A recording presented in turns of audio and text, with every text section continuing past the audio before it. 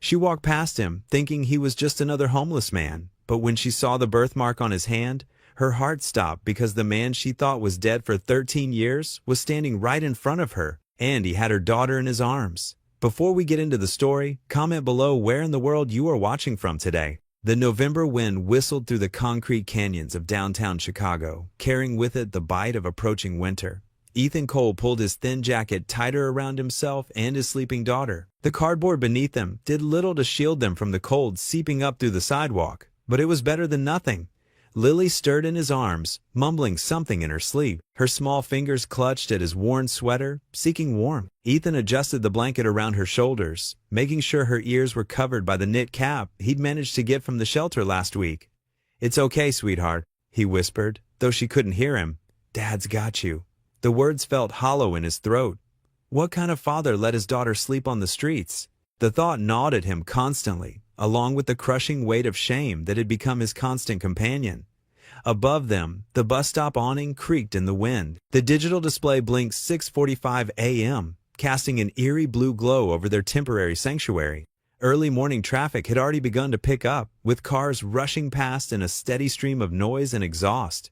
A group of early morning commuters huddled at the far end of the bus stop, carefully averting their eyes from Ethan and Lily. He was used to it by now. The careful distance people kept, the way their gazes slid past him as if he were invisible. Sometimes, being invisible felt like a blessing. Other times, it was just another reminder of how far he'd fallen.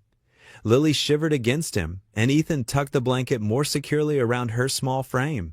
Her dark hair peeked out from under the cap, reminding him so much of her mother, of Harper, that it made his chest ache. He pushed the thought away, like he always did. Those memories belonged to another life, one he'd lost the right to claim. The street sweeper rumbled past, its brushes scraping against the curb. The sound made Lily stir again, and this time her eyes fluttered open. "Morning, Dad," she mumbled, rubbing sleep from her eyes. "Morning, sunshine."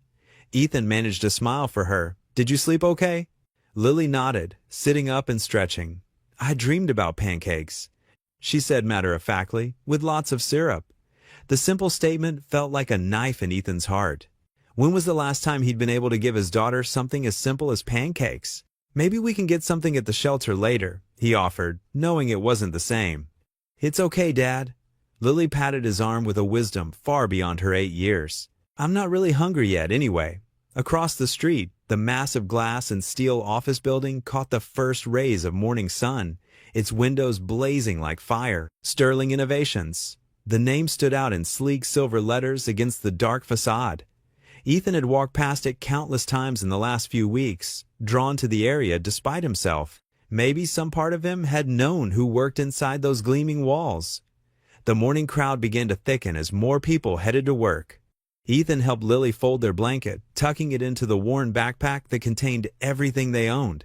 They had learned to move quickly, to make themselves scarce before someone decided they were a nuisance and called security. A commotion near the building caught his attention.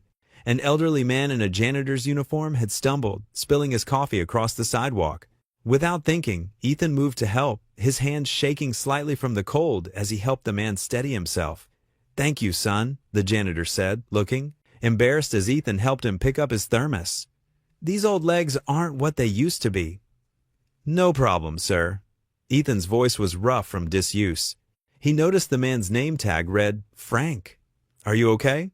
Just fine, just fine." Frank patted his pockets, checking for anything else he might have dropped. "Say, you wouldn't happen to want a cup of coffee, would you? I've got an extra thermos in my locker." Before Ethan could respond, a sleek black car pulled up to the curb. The driver got out quickly to open the rear door, and a woman stepped out. Even from across the sidewalk, her presence commanded attention. She wore a tailored charcoal suit that probably cost more than Ethan had seen in the past year. Her dark hair swept back in an elegant twist. Harper Sterling. She looked exactly the same and completely different all at once. Success had given her an air of authority that the young woman he'd known hadn't possessed, but her face was still the one that haunted his dreams. She paused, her eyes sweeping the scene before her. Ethan knew the moment she noticed him. Her perfectly composed expression flickered, just for a second. Her gaze dropped to his left hand, still gripping Frank's thermos, and he knew what she was seeing. the crescent-shaped birthmark that had always made him unique. Their eyes met across the morning crowd, and time seemed to stop. In that moment, Ethan saw recognition dawn in her eyes, followed by disbelief and something else. Something that made him want to run as far and as fast as he could. Lily tugged at his sleeve.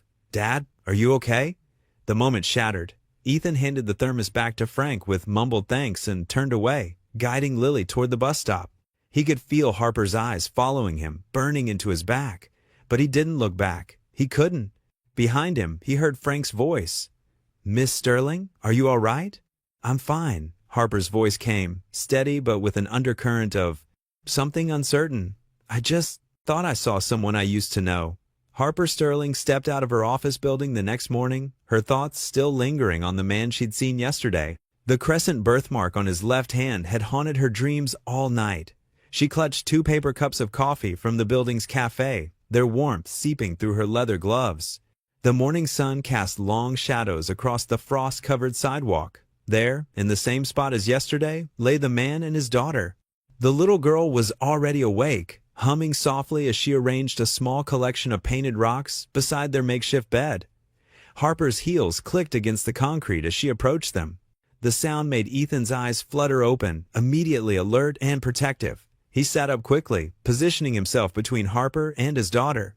"Good morning," Harper said, her voice softer than her usual businesslike tone. "I thought you might like some coffee." She extended one of the cups toward him. Ethan hesitated, his eyes studying her face with a mixture of wariness and something else. Recognition? Fear? He accepted the cup with slightly trembling hands, careful to avoid touching her fingers. "Thank you," he said quietly. His voice was rough from the cold, but there was a gentleness to it that made Harper's heart skip a beat. It was so familiar. The little girl peeked around her father's shoulder, her bright eyes curious. "Can I have some too, Daddy?" "This is too hot for you, sweetheart," Ethan said, his entire demeanor softening as he spoke to his daughter. Harper found herself smiling at their interaction. "I'm Harper Sterling," she introduced herself. Though something told her he already knew who she was. "And you are?" "Ethan," he replied after a pause. "And this is Lily." "Hi, Miss Sterling," Lily chirped, waving one small hand.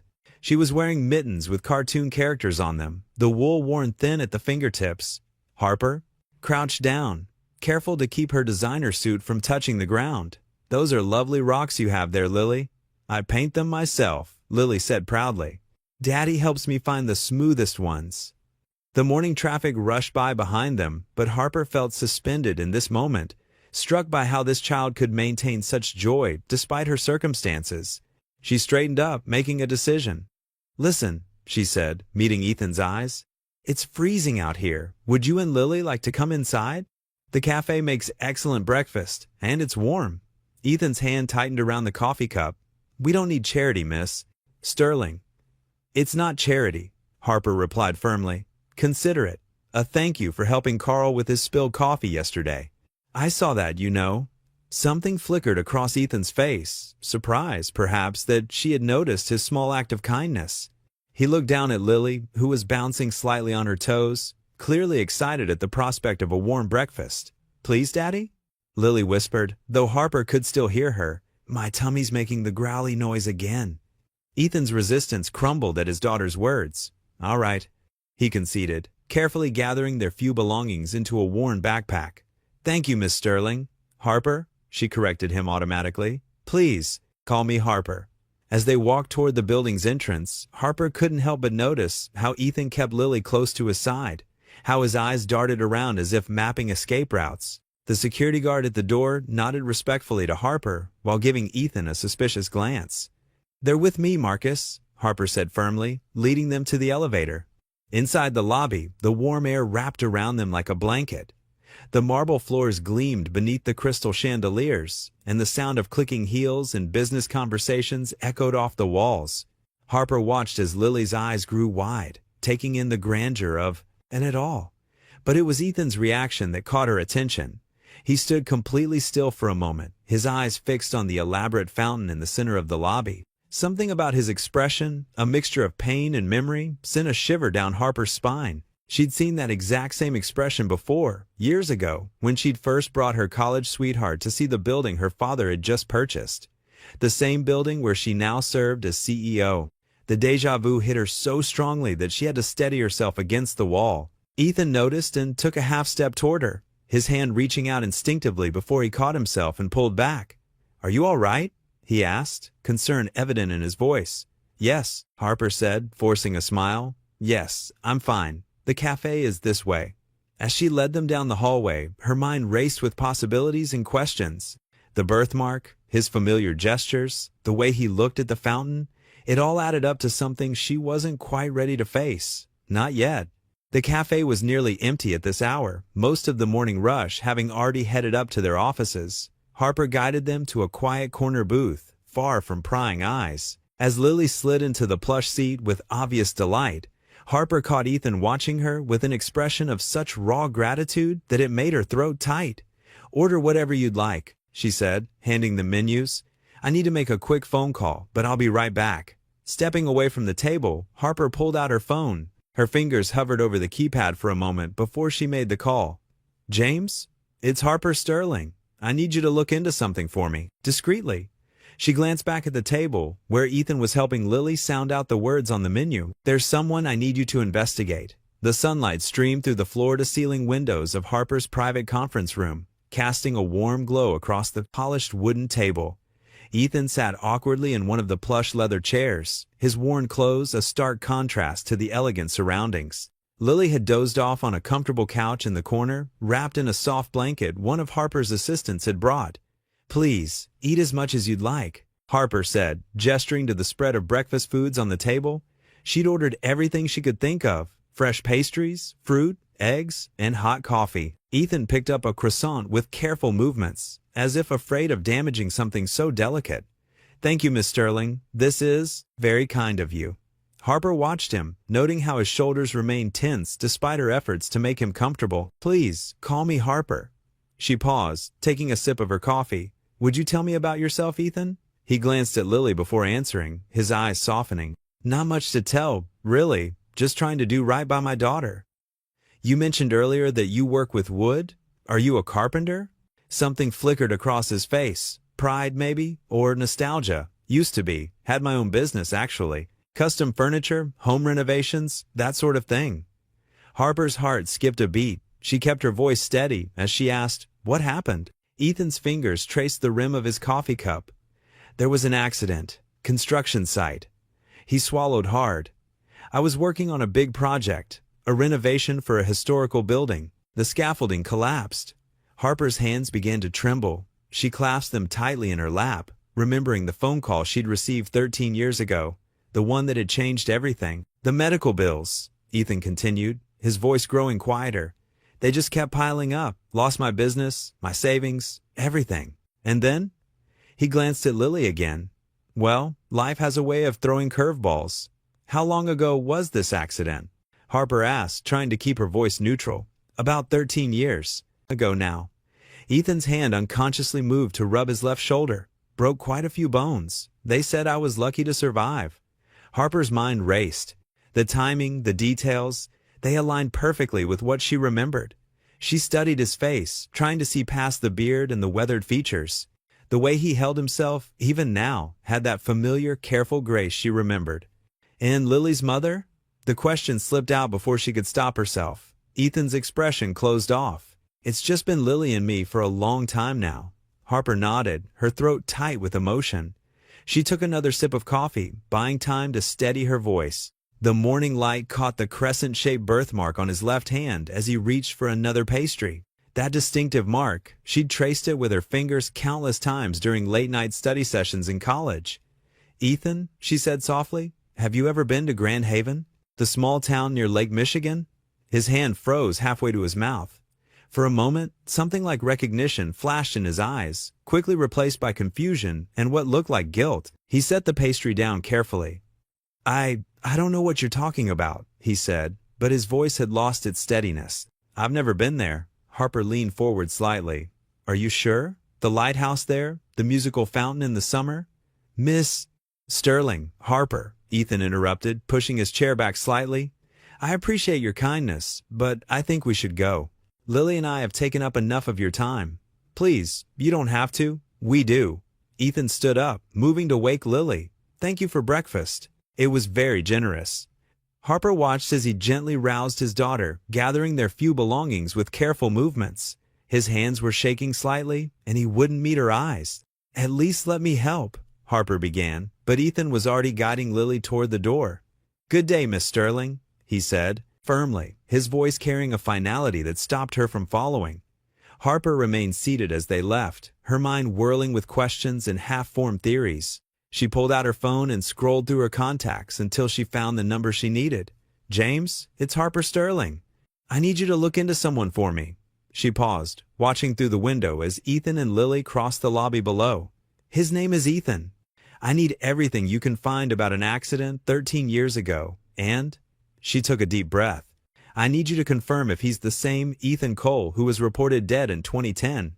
Harper Sterling stood at her office window, her manicured fingers pressed against the cool glass. 40 stories below, Chicago's streets pulsed with life, but her mind was elsewhere. The memory of Ethan's face, worn by years of hardship yet achingly familiar, haunted her thoughts. Her office phone buzzed. "Miss Sterling, Mr. Richards is here with the information you requested." "Send him in," Harper said, her voice steady despite her racing heart. The door opened with a soft click. Thomas Richards, her most trusted investigator, entered, carrying a thick manila folder. His grave expression made Harper's stomach tighten. "Please sit," she said, gesturing to one of the leather chairs facing her desk. She took her own seat, hands folded carefully on the polished surface. "Miss Sterling," Richards began, opening the folder, "I've confirmed your suspicions. The man outside is indeed Ethan Cole, your former fiancé." Harper's breath caught in her throat. She'd known, somehow, from the moment she'd seen that crescent-shaped birthmark, but hearing it confirmed made her dizzy. "Tell me everything," she managed. Richards pulled out several documents. 13 years ago, Ethan Cole was involved in a severe construction accident at one of his work sites. A scaffold collapsed. He was presumed dead when they couldn't find his body in the rubble. But clearly, he survived, Harper whispered. "Yes, he was found unconscious several blocks away. The theory is he wandered in a confused state after the impact. He spent 6 months in a hospital with severe injuries and memory issues." Richards paused, shuffling through more papers. By the time he fully recovered, his business had collapsed under mounting debts. Medical bills destroyed what was left of his savings. Harper closed her eyes, remembering the ambitious young carpenter she'd fallen in love with in college. The man who could look at a piece of wood and see the beautiful furniture hiding inside it. The man who had promised her forever. "What happened next?" she asked, opening her eyes. "He tried to rebuild, but—" Richards hesitated. "The economy was bad. No one was hiring. Then his wife left." "Wife?" Harper's voice cracked. "He married about a year after the accident. The marriage lasted less than 2 years. She abandoned him and their daughter, Lily." Harper's hands trembled. She remembered the little girl's sweet face, so innocent despite her circumstances. "And after that?" "A downward spiral. Couldn't find steady work. Lost his apartment. He's been on the streets with his daughter for almost 3 years now." Richards closed the folder. "He's managed to keep Lily in school somehow, moving between shelters and temporary housing. The girls never miss more than a few days of classes." Harper stood abruptly, walking back to the window. The city below blurred through unexpected tears. Ethan was alive. The man she'd mourned, the love she'd tried so hard to forget. He was alive and had been suffering just blocks from her office. "Does he?" She swallowed hard. "Does he remember me?" The medical records suggest his memory returned completely during his recovery. Richard's voice was gentle.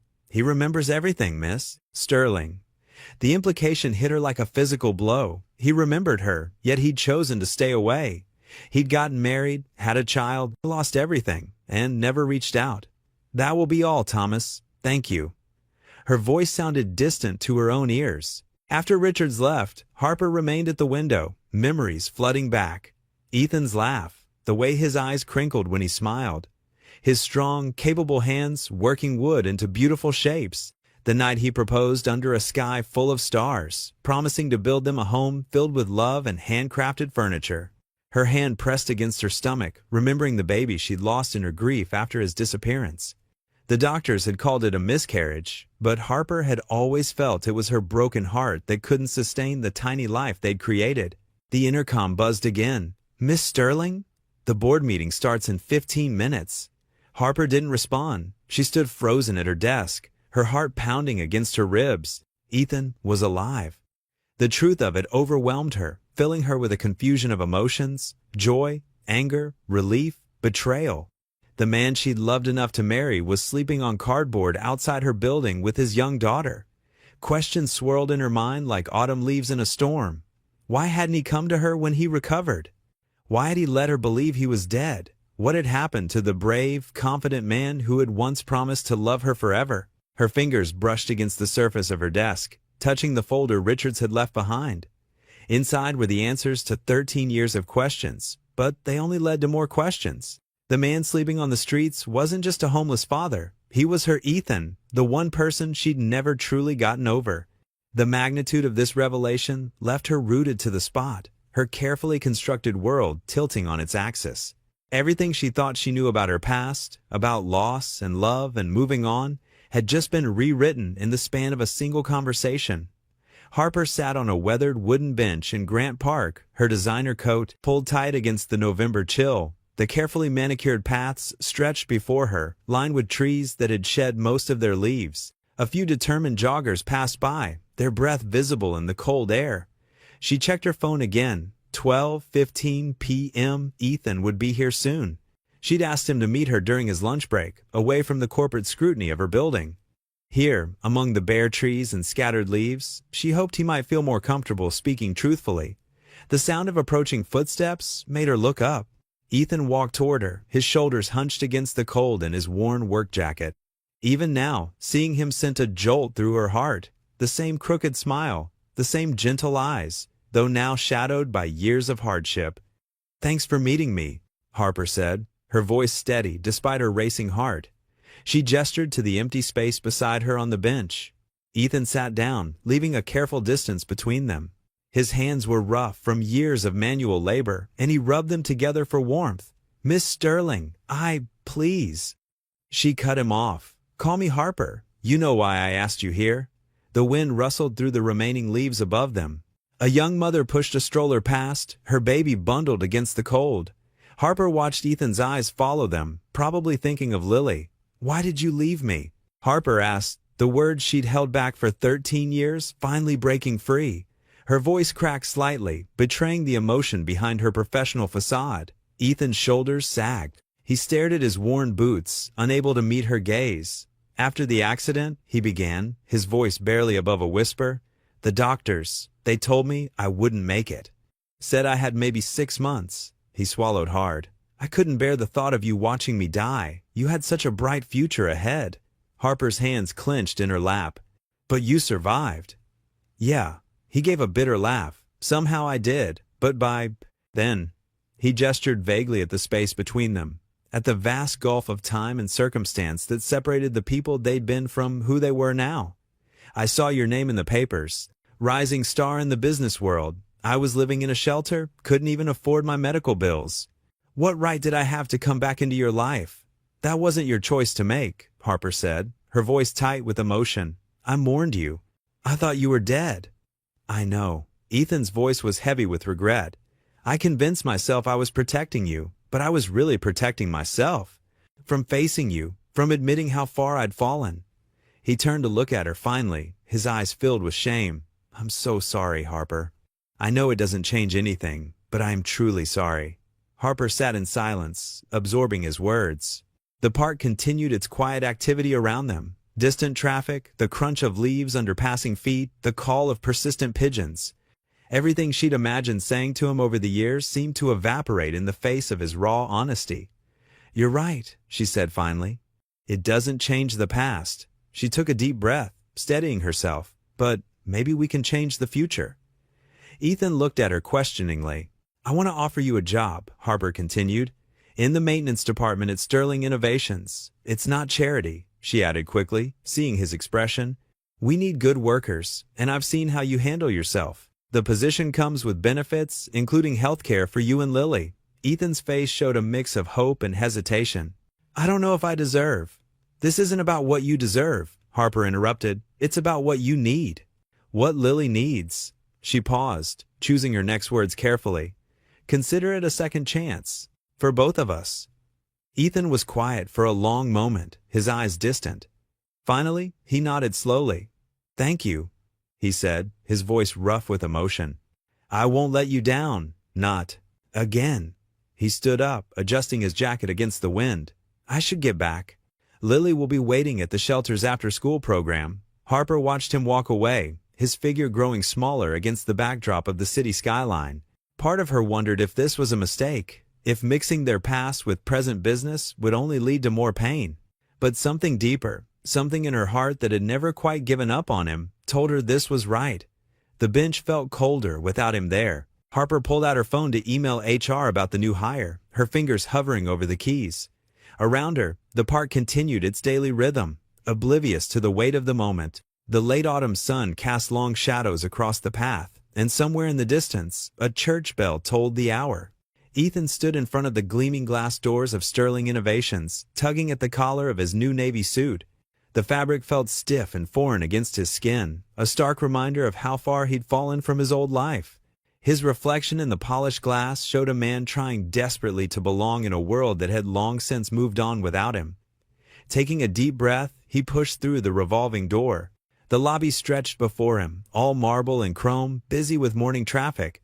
Well-dressed professionals hurried past, their shoes clicking against the floor, their conversations a steady hum of purpose and direction. "Mr. Cole?" A young woman in a crisp blazer approached him. "I'm Jessica from HR. We're ready for your orientation." Ethan nodded, following her to a small conference room. His hands felt clammy as he filled out paperwork, listened to policies, and received his ID badge. The weight of the plastic card around his neck felt like both a lifeline and a burden. "The maintenance office is on the lower level," Jessica explained, leading him down a service corridor. "You'll report to Mike Henderson, our head of facilities." Mike turned out to be a burly man with kind eyes and weathered hands. He showed Ethan around the maintenance area, a maze of storage rooms, tool cabinets, and workshop spaces. "Most of our work is basic stuff," Mike explained, handing Ethan a tablet with the day's work orders. "Fixing lights, unclogging drains, handling climate control issues. But we take pride in keeping this place running smooth." Ethan's first task was replacing fluorescent tubes in a fourth-floor office. His hands remembered the work easily enough. It was simple compared to the intricate carpentry he'd once done. As he worked, he overheard two women discussing a jammed printer. "Here, let me take a look," he offered, setting aside his ladder. The older woman smiled gratefully as he cleared the paper jam and showed her how to prevent it from happening again. "Thank you," she said warmly. "I'm Margaret. I've worked here 20 years, and you're the first maintenance person who's ever explained how to fix it myself." Throughout the morning, Ethan moved from task to task. He fixed a wobbly desk leg, adjusted a sticking door, and replaced some burnout bulbs. Each interaction with the staff members reminded him of his changed status. CM, how he was now invisible in ways he'd never been before. During lunch, he sat alone in the maintenance break room, unwrapping the sandwich he'd packed. His thoughts drifted to Lily, safe at her new school, wearing new clothes Harper had insisted on buying. The guilt of accepting such charity still gnawed at him. "Mind if I join you?" Ethan looked up to find Mike standing there with his lunch container. "Of course not. You're doing good work," Mike said, settling into a chair. "The staff's already talking about how helpful you are." "Just trying to do my job," Ethan replied quietly. "Listen." Mike leaned forward, his voice kind but serious. "I don't know your story, and you don't have to tell it, but I've been doing this long enough to know when someone's carrying heavy things inside. This job, it's honest work. There's no shame in it." Ethan's throat tightened. He managed to nod, grateful when Mike changed the subject to the building's ancient boiler system. Up in her office, Harper watched through the floor-to-ceiling windows as Ethan worked on the courtyard lighting. Even from 12 stories up, she could see the careful way he handled his tools, the patience with which he approached each task. It was strange seeing him in a suit instead of his usual work clothes, like watching someone perform in a costume that didn't quite fit. Her assistant knocked on the door. "Miss Sterling, your 10 o'clock is here." "Thank you, Sarah." Harper turned from the window, but her thoughts remained with the man below. She'd seen how the other employees responded to him, with surprise at his gentleness, appreciation for his thorough work. Yet there was something in the way he held himself, a hesitancy in his interactions, that spoke of deep wounds still unhealed. Throughout the day, she caught glimpses of him, helping an intern with a heavy box of files, showing a janitor how to properly repair a vacuum cleaner, carefully explaining to a secretary why her space heater was a fire hazard, and offering to find her a safer solution. Each time, she saw both who he was and who he had been, the successful businessman and skilled craftsman, now hidden beneath layers of hardship and shame. When evening came, Harper watched from her office as Ethan gathered his tools, preparing to leave for the day. His shoulders were slightly stooped, his movements betraying his exhaustion. The suit she'd given him, though well-tailored, seemed to sit uncomfortably on his frame, as if he couldn't quite reconcile this version of himself with the man he'd become. She pressed her hand against the cool glass, remembering the confident, ambitious carpenter who had once swept her off her feet with his dreams of building custom homes. That man had stood tall, his smile quick and genuine, his eyes bright with possibility. The Ethan below moved like someone carrying an invisible weight, his kindness tinged with an edge of sorrow that made her heart ache. As he walked toward the exit, he paused to help a cleaning woman with her cart, which had caught on a threshold. The simple act of kindness, performed without hesitation or expectation of recognition, brought tears to Harper's eyes. Here was the essence of the man she'd loved, still present, still giving, but wrapped in layers of pain and loss she wasn't sure how to heal. The city lights began to twinkle outside her window as dusk settled over Chicago. Harper gathered her things, her mind full of questions about the past and uncertainties about the future. She wondered if the gap between who Ethan had been and who he was now could ever truly be bridged, or if some changes left permanent marks on the soul. Still, she had seen glimpses today, in his gentle interactions, his careful work, his quiet dignity, of the man she'd once known. Perhaps he wasn't gone entirely, just buried beneath years of struggle and survival. Whether that man would ever fully return, only time would tell. Harper watched through her office window as employees streamed out of the building for lunch. Her eyes caught sight of Ethan, who sat alone on a bench in the courtyard, unwrapping what looked like a simple sandwich. The sight tugged at her heart. Making a quick decision, she grabbed her coat and headed down. The November air was crisp, carrying the scent of fallen leaves and approaching winter.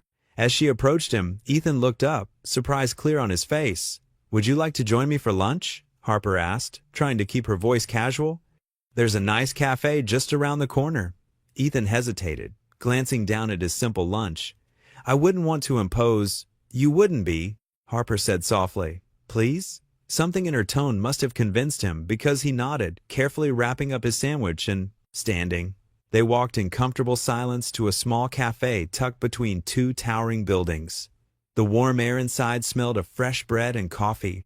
They settled into a quiet corner booth, and Harper noticed how Ethan's eyes darted around, taking in the other patrons in their business attire. He looked down at his own suit, the one she'd given him, and straightened it self-consciously. "The French onion soup here is amazing," Harper said, hoping to ease his discomfort. "Though I have to warn you, the cheese gets everywhere." A small smile tugged at Ethan's lips. "Sounds dangerous." "Only for dry cleaning bills," she replied, and was rewarded with a quiet chuckle. After they ordered, Harper found herself studying his hands, strong, calloused hands that spoke of years of hard work. The crescent-shaped birthmark on his left hand caught her eye again, bringing back memories of younger days.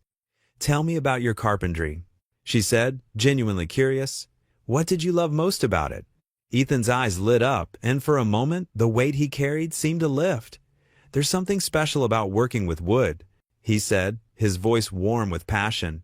"Each piece has its own character, its own story. The grain, the knots, they're like nature's fingerprints." He told her about his favorite projects, a rocking chair for an expectant mother, a hope chest for a young bride, a dollhouse for a little girl who'd lost her mother. With each story, Harper saw glimpses of the man she'd known, but also someone new, someone whose hardships had carved deeper wells of compassion. "The best part was seeing their faces when the piece was finished," he said, his voice soft with remembrance. "It wasn't just about making furniture. It was about creating something that would be part of their lives, their memories."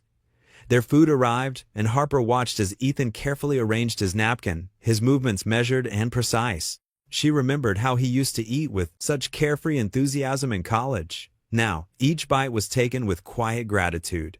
"You're still amazing with your hands," Harper said, thinking of how she'd seen him fix a stuck door in the office yesterday. "The maintenance team says you've fixed things they've been struggling with for months."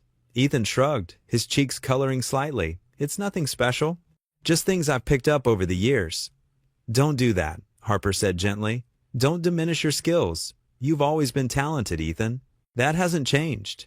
He looked up at her then, his eyes holding a mix of gratitude and something deeper, something that made her heart flutter. For a moment, they just looked at each other, the busy cafe fading away around them. The walk back to the office was quiet, but comfortable. The afternoon sun painted long shadows across the sidewalk, and a cool breeze rustled the few remaining leaves on the trees. Harper found herself walking closer to Ethan than necessary, drawn to his warmth. As they approached the building, Ethan held the door open for her. When she passed by him, she caught him looking at her, that same soft, wondering look she remembered from years ago, the one that used to make her feel like the most precious thing in his world. Their eyes met, and for a moment, time seemed to stop.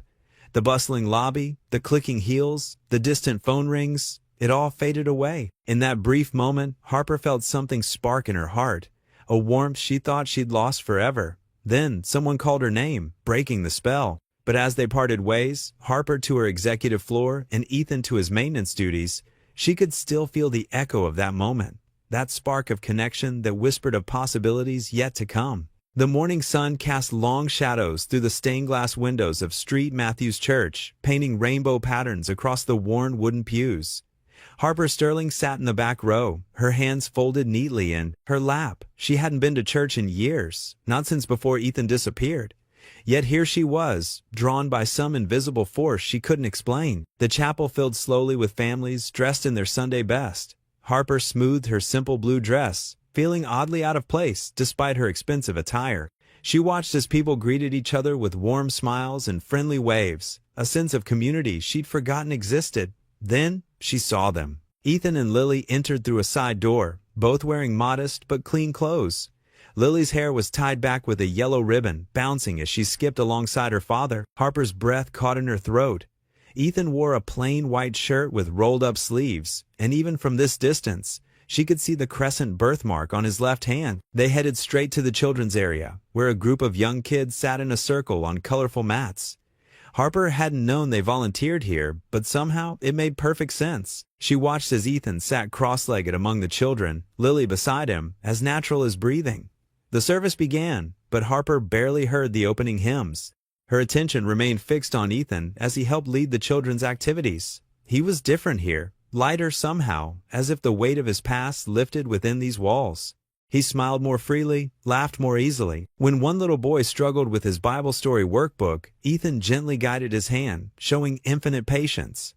Today's message is about grace and restoration. The pastor's voice carried through the church. Harper's attention snapped back to the main service. Sometimes, God brings people back into our lives not to relive the past, but to create something new and beautiful. The words struck Harper like a physical force. She watched as Ethan helped the children create paper chains, symbols of their lesson about forgiveness, breaking chains of guilt. His hands, once skilled at crafting fine furniture, now carefully helped tiny fingers fold and glue. The tenderness in his movements brought tears to her eyes. During a song, Lily's clear voice rose above the other children's, pure and sweet. Harper remembered how she used to sing in church herself, back when faith came easily. The familiar melody wrapped around her like a warm embrace, and she found herself humming along.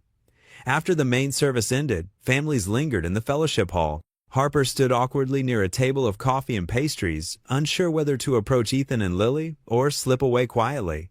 The decision was made for her when Lily spotted her and came running over. "You came!" Lily exclaimed, her face glowing with genuine joy. "Did you see me helping with the little kids?"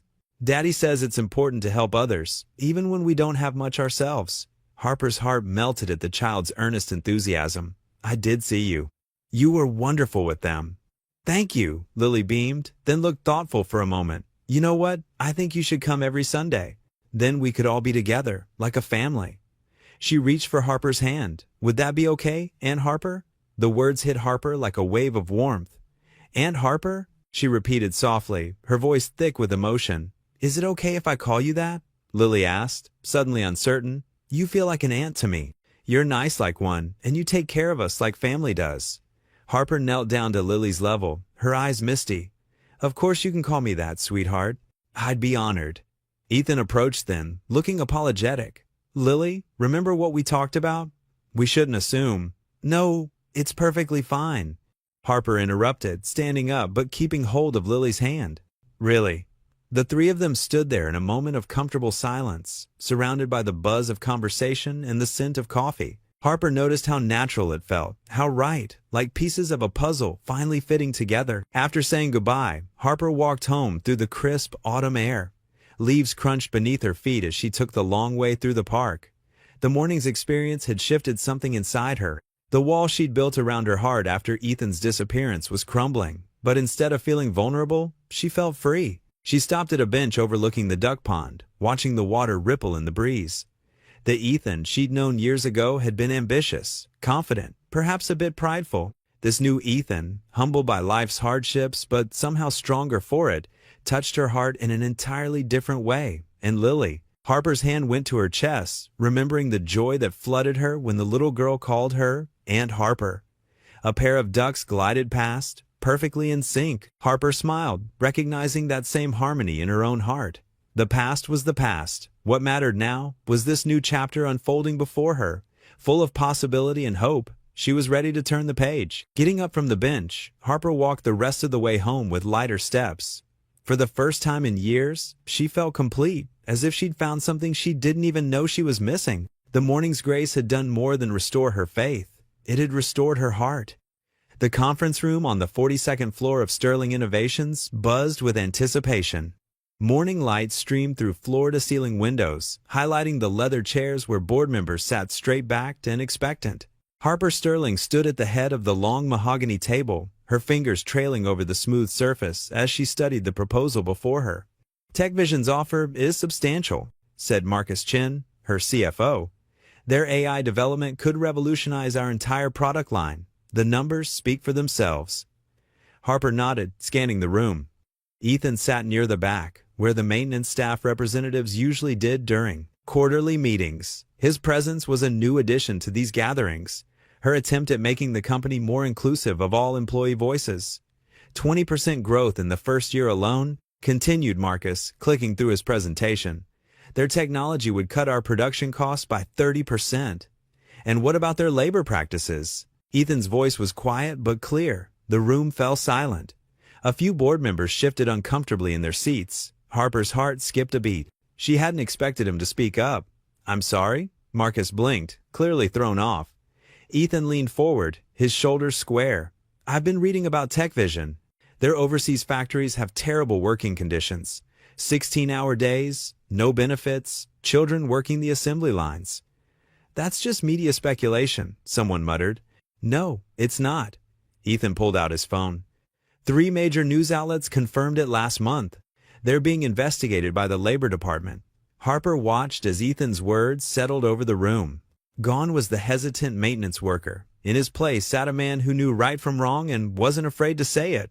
Mr. Cole, Marcus said stiffly, while we appreciate your concern, this is a business decision. The partnership would bring tremendous value to our shareholders. At what cost? Ethan's eyes met Harper's. Isn't Sterling Innovations built on innovation that helps people? How can we help people if we're hurting them to do it? The question hung in the air like smoke. Harper felt the weight of every gaze in the room, but Ethan's was the heaviest. She saw in his eyes the same earnest conviction she'd fallen in love with years ago. The board needs time to consider all aspects of this partnership, Harper said finally. We'll reconvene next week. As people filed out, snippets of conversation floated around her. Can't let emotions cloud judgment, someone said. It's just business, said another. Harper remained in her chair, staring at the proposal. The numbers were impressive, exactly what the shareholders wanted. But Ethan's words echoed in her mind. Later that evening, in her office, Harper sat in the growing darkness. The city lights twinkled below, each one representing a life, a story. She thought about how she'd built her company from the ground up, promising herself she'd never compromise her values for profit. When had things changed? When had the bottom line become more important than people? Her phone buzzed. Another message from TechVision's CEO, pressing for an answer. The board was eager to move forward. The deal would make headlines, boost their stock price, please the shareholders. Harper walked to her window, pressing her forehead against the cool glass. Below, she could see people leaving work, heading home to their families. How many of them had she truly considered when making decisions lately? She thought of Ethan and Lily, how they'd lived on the streets. How many other families might suffer if she signed this deal? How many children might work in those factories instead of playing, learning, living their lives? Her reflection stared back at her from the window, polished, successful, powerful. But in that moment, she hardly recognized herself. The ambitious young woman who'd started this company had wanted to make the world better, not just richer. Harper's phone buzzed again. Another urgent message about the deal? She let it ring, lost in thought. The last rays of sunset painted the sky in shades of orange and pink. In her mind, she could still see Ethan's face during the meeting, not judging, but disappointed. He'd seen something in her that she'd forgotten was there. Her assistant knocked softly on the door. "Miss Sterling, the board members are asking about the TechVision timeline. They want to know when you'll make the announcement." "Tell them I'm still reviewing the proposal," Harper said, not turning from the window. "But they're expecting, just tell them I'm reviewing it," Harper said more firmly. When she was alone again, Harper sank into her chair. The proposal sat on her desk, its pages filled with promises of profit and growth. But now, all she could see were the hidden costs, the human costs she'd been too busy to consider. She picked up a framed photo from her desk, one taken at the company's founding. She was younger then, eyes bright with purpose and promise. What would that version of herself think about this decision? The next few days stretched out before her like a tightrope. On one side, the safe and profitable choice that everyone expected her to make. On the other, the harder path, the one that might cost her but let her keep her soul. Harper stood up, gathering her things.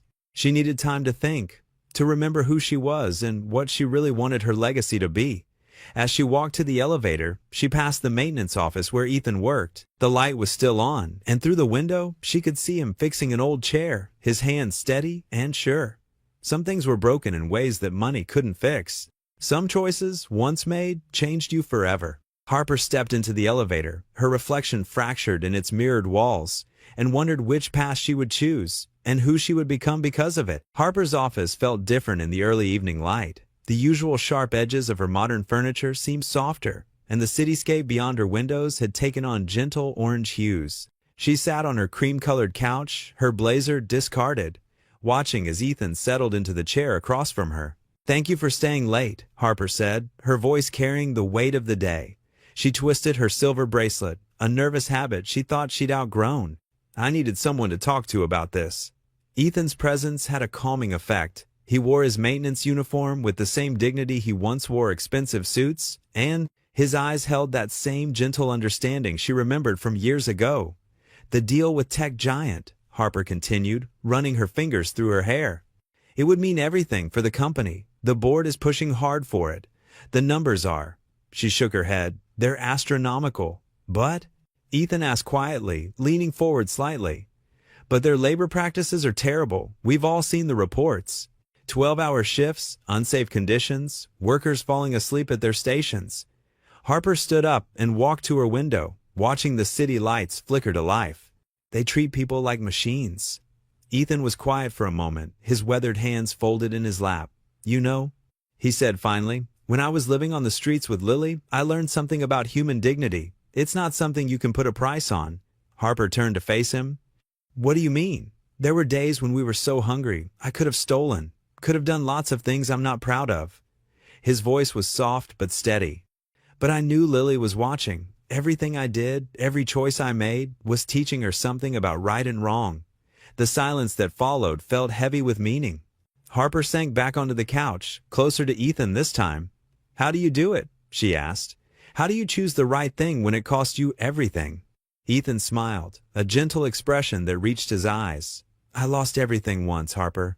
My business, my home, my—" He paused, looking at her meaningfully. "My future. But I never lost my integrity. That's something no one can take from you. You can only give it away." Harper felt tears prick at her eyes. "The board will fight me on this. Some of them might resign." "Probably." Ethan agreed. "But you'll be able to look in the mirror every morning. You'll be able to look at the people who work for you, really look at them, and know you're protecting their dignity too." "When did you get so wise?" Harper asked, managing a small smile. Cardboard boxes make excellent thinking spots, he replied with a slight grin, then grew serious again. Harper, I've watched you these past weeks. You're not just a CEO, you're a leader. People look up to you, trust you. That's worth more than any deal. Harper stood and walked to her desk, picking up the contract proposal. The paper felt heavy in her hands, like it was weighted with all the possibilities it represented, both good and bad. You know what's funny? She said, turning back to Ethan. A month ago, I wouldn't have hesitated. I would have signed this without a second thought. And now? Now I remember who I wanted to be when I started this company. Someone who made a difference, not just a profit. She set the contract back down. Someone my younger self would have been proud of. Ethan stood, straightening his uniform. It's getting late. I should head home. Lily will be waiting with Mrs. Peterson. Harper nodded, watching as he headed toward the door. In his simple maintenance uniform, he carried himself with more dignity than any of the suits who'd sat in her office that day. Ethan? She called after him. He turned his hand on the doorknob. Thank you, she said softly. He gave her one last smile and left, his footsteps echoing down the empty hallway. Harper stood at her window, watching as he emerged from the building minutes later, a small figure against the gathering dusk. He paused to help an elderly woman with her shopping bags, and Harper felt something twist in her chest. The city lights blurred as she stared out into the darkness, her mind racing with possibilities and consequences. The board meeting was in 3 days. 3 days to either stand her ground or give in to the pressure. 3 days to decide what kind of leader, what kind of person she really wanted to be. She picked up the contract again, its glossy pages reflecting the city lights. The numbers were still there, still tempting, but now they seemed hollow somehow, empty of real meaning. She thought of Ethan's words about dignity, about integrity. She thought about the example she wanted to set for her employees, for herself. Harper placed the contract back on her desk, her hand lingering on its surface. The choice ahead of her was clear, even if the path wasn't. She gathered her things, switched off her office lights, and headed home, knowing sleep wouldn't come easily tonight. Not with this weight on her shoulders, not with this decision looming over her. But for the first time in years, she felt something she hadn't expected. Peace. Whatever came next, whatever the cost, she knew she would face it with her integrity intact. Just like Ethan had taught her, the autumn sun streamed through the classroom windows as Lily sat at her desk, colored pencils scattered across the surface. Her small hands moved with purpose as she drew 3 stick figures on the white paper. Miss Thompson, her teacher, had asked the class to draw their families, and Lily knew exactly what she wanted to create. "That's a lovely drawing, Lily," Miss Thompson said, peering over her shoulder. "Who are these people?" Lily's face lit up with pride. "That's my daddy." She pointed to the tallest figure, "And that's Aunt Harper." She indicated the figure with long brown hair, "And that's me in the middle." The smallest figure wore a bright yellow dress and held hands with both adults. When the final bell rang, Lily carefully folded her drawing and tucked it into her backpack. Ethan waited outside in his work uniform, and her face broke into a wide smile as she ran to him. "Daddy, I made something special today." She pulled out the drawing, slightly crumpled but still bright with color. Ethan's eyes softened as he looked at the picture. "It's beautiful, sweetheart. Did you want to show it to Harper?" Lily nodded eagerly. "Can we go see her now, please?" They made their way to Harper's office on the top floor of Sterling Innovations. The security guard, now familiar with their presence, gave them a friendly wave as they passed. Lily clutched her drawing tightly, practically bouncing with excitement. Harper was on the phone when they arrived, but her face brightened when she saw them. She quickly wrapped up her call and stood to greet them. "What a wonderful surprise! What brings you two up here?" "I made this for you." Lily thrust the drawing forward, her eyes shining with hope. Harper took the paper carefully, as if handling a precious document. Her breath caught as she studied the 3 figures holding hands. The simplicity of it, the pure innocence of Lily's vision, touched something deep within her. "Oh, Lily," Harper whispered, her voice thick with emotion. This is perfect. Do you really like it?" Lily asked, twisting her hands together. "I love it." Harper walked to the wall behind her desk, where various awards and certificates hung. With deliberate care, she moved aside a framed achievement award and pinned Lily's drawing in its place. "There. Now everyone can see it." Lily beamed with pride, and Ethan watched the scene with quiet joy. The drawing looked oddly right there among the symbols of corporate success, a reminder of what really mattered. Would you both like to come over for dinner tonight? Harper asked, her eyes meeting Ethan's briefly before returning to Lily. I was thinking of making pasta. Yes, Lily exclaimed before Ethan could respond. He chuckled and nodded his agreement. Later that evening, Harper's apartment felt warmer than usual. The smell of garlic and tomato sauce filled the air as Lily helped set the table, carefully placing each fork just so. Ethan stood in the kitchen, showing Harper how to properly cook the pasta al dente. You're stirring it too hard, he said gently, placing his hand over hers to demonstrate, like this, gentle circles. The touch sent a familiar warmth through Harper's body, and she found herself leaning slightly closer to him. The moment felt domestic, natural, as if they'd been doing this for years instead of weeks. After dinner, they settled onto Harper's plush couch. Lily sat between them, her head resting against Harper's arm as she described her day at school. The city lights twinkled beyond the windows, but Harper barely noticed them. Her attention was fixed on the two people beside her. Ethan's gentle smile as he listened to his daughter, the way Lily's hands moved animatedly as she spoke, the comfortable warmth of their presence. This was what she'd been missing all these years, she realized. Not the success or the accolades that lined her office walls, but this simple moment of connection. The drawing Lily had made captured something profound in its childlike simplicity, the possibility of wholeness, of family. Lily's voice grew softer as she fought sleep, her words becoming mumbled. Ethan scooped her up gently, cradling her against his chest like he had done countless times before. The gesture was so natural, so full of love, that Harper felt her heart constrict. I should get her home, Ethan whispered, careful not to wake Lily. Harper nodded, walking them to the door. As she watched them leave, Lily, sleeping peacefully in her father's arms, she felt a certainty settle over her. The tech deal, with all its ethical complications, seemed suddenly clear. She knew what she had to do. But for now, she simply stood in her doorway, watching father and daughter disappear down the hallway, her heart full of a feeling she thought she'd lost forever, the feeling of family. Through the window, the city stretched out below, its lights twinkling like stars. But Harper's gaze was drawn to the reflection in the glass, her own face, softer now, transformed by the evening's simple joy. The memory of Lily's drawing, hanging proudly in her office, brought a smile to her lips. Sometimes the most important things in life came in the form of crayon stick figures and quiet evening moments. Harper's hands trembled as she held the manila envelope her private investigator had just delivered. The weight of it felt like lead in her grasp. She sat behind her desk, the morning sun casting long shadows across the polished surface, and took a deep breath before opening it. The first document was a birth certificate, Lily's birth certificate. Harper's eyes scanned the page, her heart thundering in her chest. The date matched, the hospital matched, but what made her blood run cold was the small notation at the bottom, Mother, Harper, Sterling. This can't be right, she whispered to herself, but her investigator, David Chin, stood quietly by the window, his expression grave. There's more, he said softly. Keep reading. The next document was a hospital record, detailing a mix-up in the nursery during a particularly chaotic night. 2 babies, both premature, both with similar timestamps. One was recorded as stillborn, the child Harper had mourned for 13 years. The other was given to Ethan Cole, who had been unconscious in the ICU at the time. The hospital covered it up, David explained, his voice careful and measured. They discovered the mistake years later during an internal audit, but by then, you had already moved on, and Mr. Cole had disappeared with the child. Harper's vision blurred with tears. Her hands shook so badly she could barely hold the papers.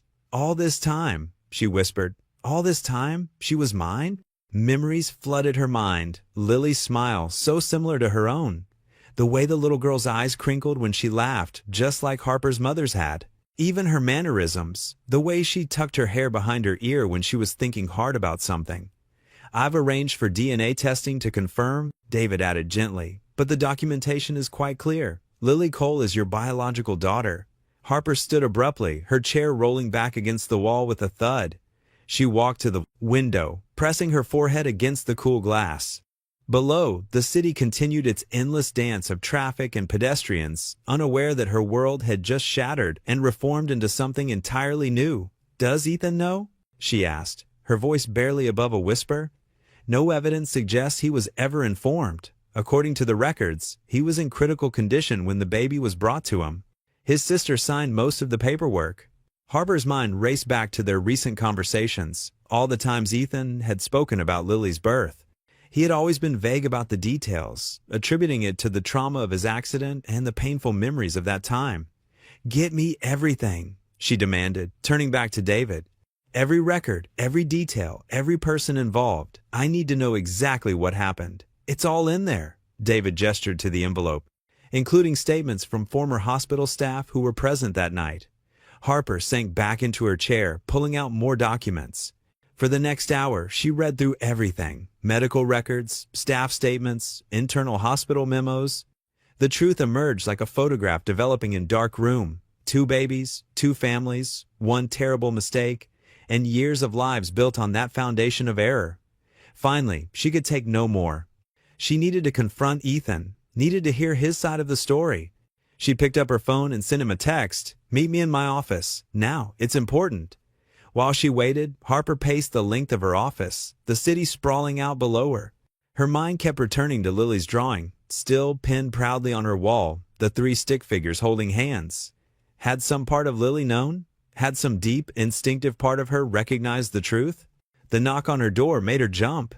Ethan entered, looking concerned. "Harper, what's wrong?" She turned to face him, clutching the birth certificate in her hand. "Tell me about the day Lily was born," she demanded, her voice shaking. Ethan's brow furrowed in confusion. "You know I don't remember much. I was in the ICU." "Try harder," Harper interrupted, stepping closer. "Tell me everything you do remember." I was in and out of consciousness," he said slowly. "There was the accident, and then nothing clear for days. When I finally came to, my sister told me the baby had been born. They brought her to me, but I was so heavily medicated." He trailed off, his eyes growing distant with the memory. Harper thrust the birth certificate toward him. "Look at this. Really look at it." Ethan took the paper, his eyes scanning the document. She watched as confusion gave way to shock, then disbelief. His face went pale. This can't be right," he stammered, looking up at her with wide eyes. "This says you're Lily's mother." Harper finished for him. "The hospital made a mistake. Ethan, the baby you were told was yours. She was mine, our daughter, the one I thought I'd lost." Ethan staggered backward, groping for a chair. He collapsed into it, the paper trembling in his hands. "No," he whispered. "No, this isn't possible. I raised her. I've been there for every moment of her life." "I'm not saying you haven't," Harper said, her voice softening slightly. "But look at the evidence. The hospital records, the staff statements, it's all there. They switched the babies, Ethan. They gave you my daughter and told me mine had died." "I never knew," he said, his voice breaking. "Harper, you have to believe me. I never knew she was yours. I would have told you. I would have." "Would you have?" Harper demanded, her own pain bleeding into her words. "You disappeared without a word. You let me think you were dead. Because I thought I had nothing left to offer you." Ethan exploded, standing up. "I was broken, penniless, barely able to take care of myself. And then they brought me this perfect, tiny baby, and she became my whole world. She was all I had left." They stood facing each other, both breathing heavily, both devastated by the weight of this revelation. Harper watched as tears began to roll down Ethan's cheeks. "I love her," he said simply, his voice raw. "She's my daughter. Maybe not by blood, but in every way that matters. I've loved her every day of her life." Harper felt her anger crumbling in the face of his obvious pain. "I know you do," she whispered. "I've seen it. But Ethan, she's my daughter too. My baby, the one I mourned for 13 years. Ethan sank back into the chair, running his hands through his hair in distress. "What do we do now?" he asked, looking up at her with red-rimmed eyes. "How do we tell her? How do we explain this?" Harper shook her head, suddenly overwhelmed by the enormity of the situation. "I don't know," she admitted. "I honestly don't know." Harper stared out her office window, watching the city lights flicker to life as dusk settled over Chicago. The DNA test results lay scattered across her desk, each page a stark reminder of the truth she was struggling to process. Lily wasn't just any child, she was her daughter, their daughter. Her fingers traced the edge of Lily's birth certificate, a document that now felt both familiar and foreign. The memory of that terrible day 13 years ago, when she thought she had lost everything, both Ethan and their unborn child, came rushing back with brutal clarity. A soft knock at her door made her jump. "Come in," she said, quickly composing herself. Ethan stepped inside, still in his maintenance uniform. His face showed concern, probably noticing her absence during their usual lunch break. "Harper, is everything okay? You weren't at. How could you not tell me?" Harper's voice was barely above a whisper, but it cut through the room like a knife. Ethan's brow furrowed. "Tell you what?" Harper picked up the DNA results, her hand shaking. "About Lily, about who she really is." Confusion crossed Ethan's face. "I don't understand." "She's mine, Ethan. Our daughter, the baby I thought I lost." Harper's voice cracked. "The hospital switched records. She survived. And you never told me?" The color drained from Ethan's face as he processed her words. He stumbled backward, reaching for the wall to steady himself. "What? That's impossible." "Is it?" Harper stood up, anger and hurt mixing in her chest. "You disappear after the accident, raise our daughter alone, and then just happen to show up outside my building? Were you planning this all along?" "No." Ethan's voice was raw with emotion. "Harper, I swear to you, I had no idea. The woman I was with. She left shortly after Lily was born. I raised her alone because I thought she was mine from another relationship." Harper paced behind her desk, 13 years of pain and loss bubbling to the surface. "Do you know what it did to me, thinking I'd lost both of you? I mourned our baby, Ethan. I mourned you. And I've regretted leaving every day since," Ethan said quietly. "But I never knew about Lily being yours. How could I?" Harper stopped pacing, studying his face for any sign of deception. All she saw was the same raw honesty she'd always known in him, but now it wasn't enough to quiet her doubts. "I don't know what to believe anymore," she said, sinking back into her chair. "Every time I think I understand what happened, there's another layer of lies and mistakes." "They weren't lies, Harper." Ethan took a tentative step forward. "I was broken after the accident. I thought I'd never recover, never be the man you deserved. I couldn't bear to let you watch me waste away, so I left. It was wrong, but it wasn't a lie." "And Lily?" Harper's voice softened at her daughter's name.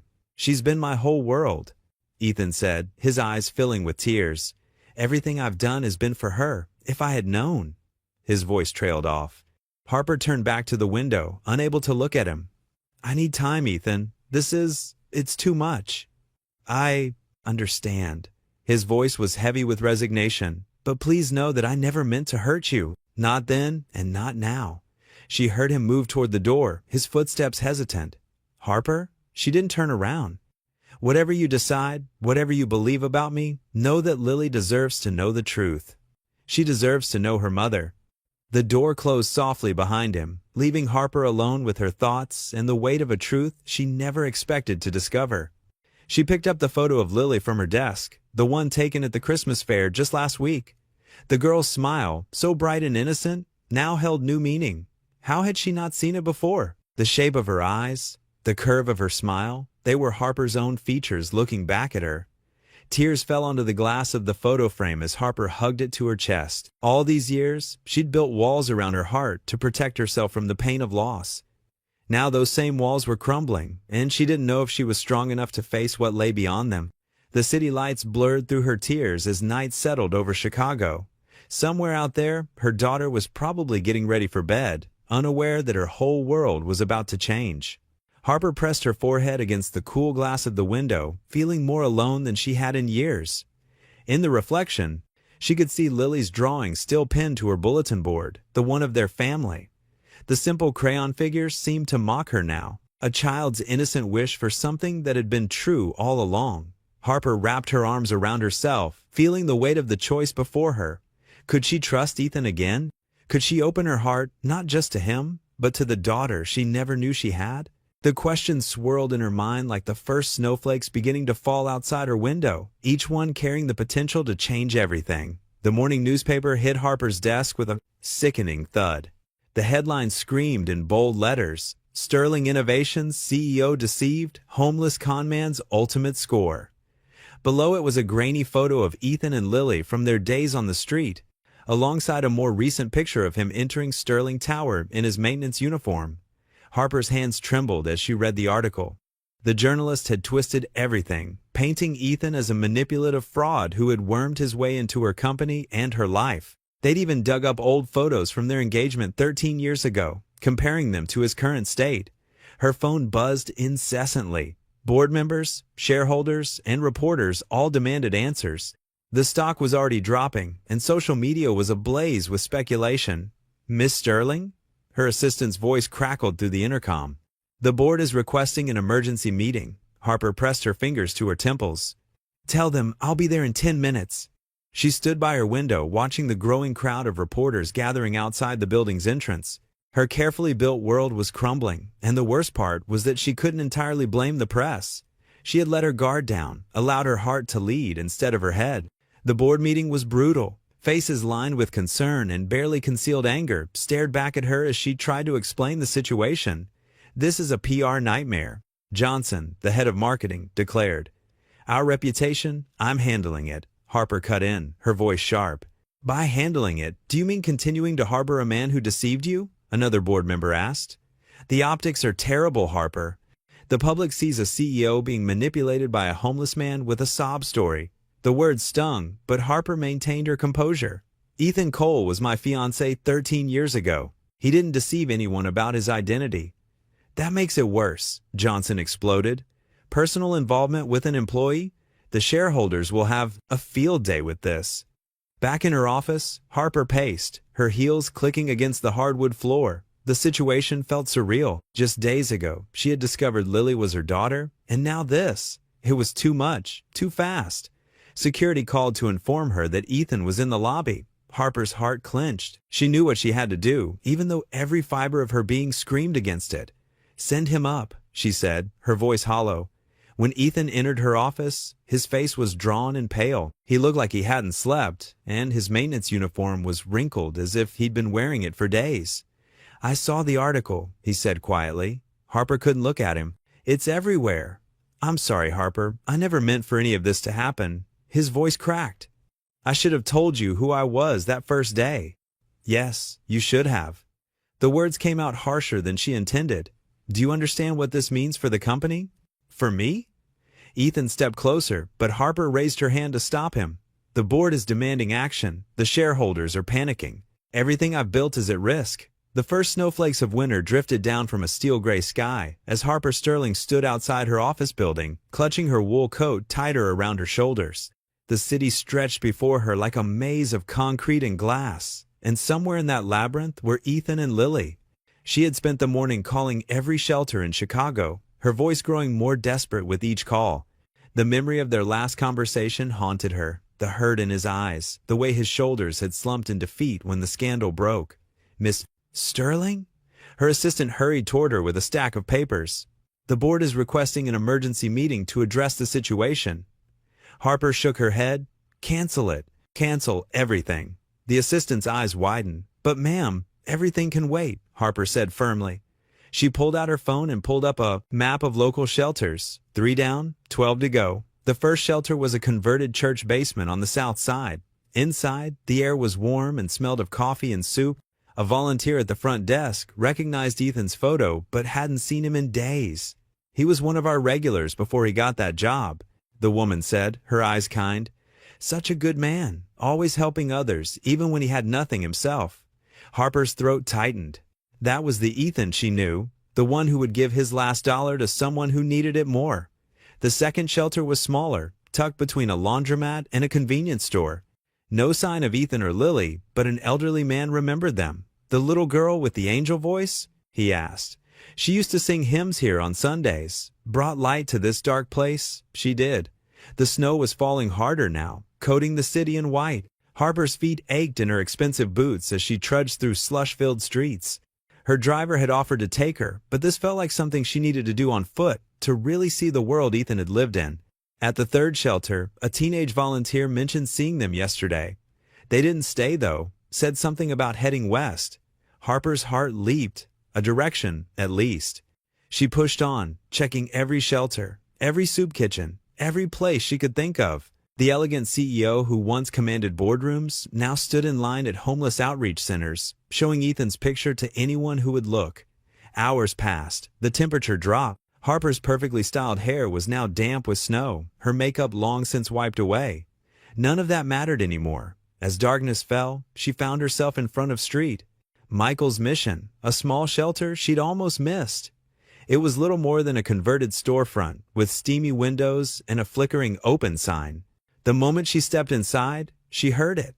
A soft, clear voice singing Amazing Grace. Lily's voice. Harper followed the sound to a back room where cots were lined up in neat rows. There, in the corner, sat Lily, holding her father's hand and singing softly. Ethan lay on a thin mattress, his face flushed with fever, his breathing labored and rough. "Aunt Harper!" Lily cried out, jumping up and running to her. The little girl threw her arms around Harper's waist, and Harper held her close, feeling the trembling in her small frame. "Daddy's really sick," Lily whispered. "He started coughing yesterday, and now he won't wake up properly." Harper rushed to Ethan's side, her heart pounding. His skin burned with fever, and his chest rattled with each breath. Even in his semi-conscious state, his hand still gripped a small wooden cross. "How long has he been like this?" Harper asked, pressing her cool hand to his forehead. "Since this morning," Lily said, her voice small.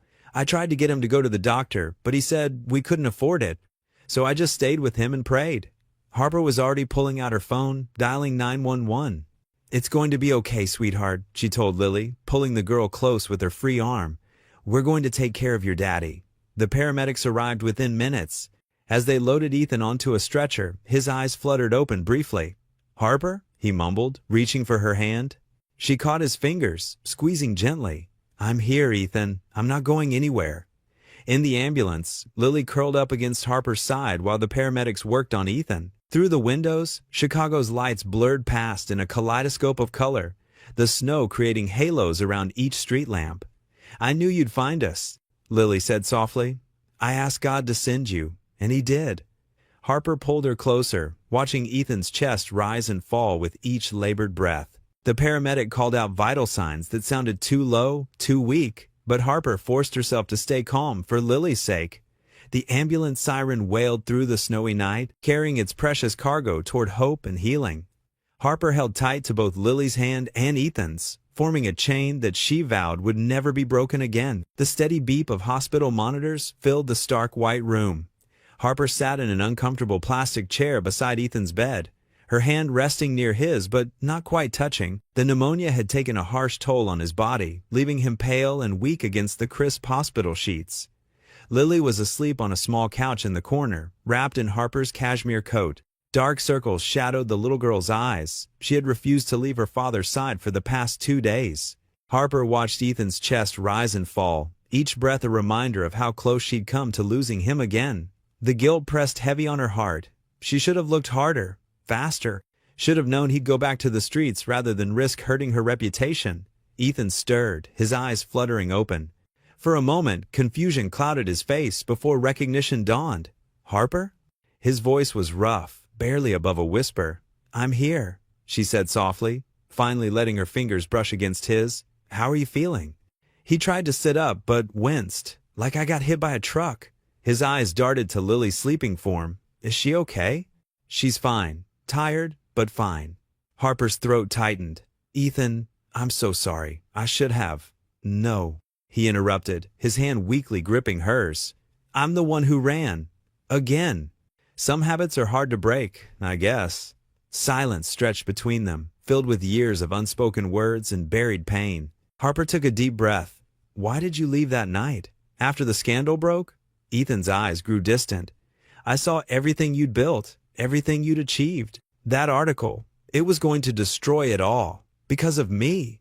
He coughed, and Harper quickly helped him sip some water. "I couldn't let that happen." "Not again."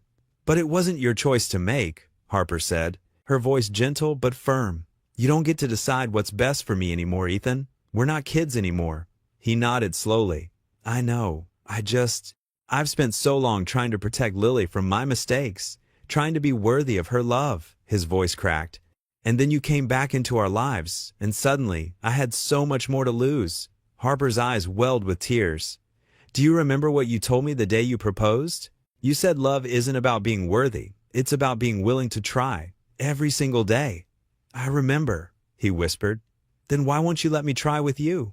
She wiped her eyes. I've changed too, Ethan. The woman you knew, the one who cared more about status and success than anything else, she's gone. Meeting you again, seeing how you've raised Lily with such love despite everything, it reminded me of who I used to be, who I want to be again. Ethan's eyes softened. You're already that person, Harper. You always were. I see it in the way you look at Lily, the way you fought to help us. Then trust me enough to stay, she pleaded. Trust me enough to face whatever comes next together. He was quiet for a long moment, his thumb tracing circles on her palm.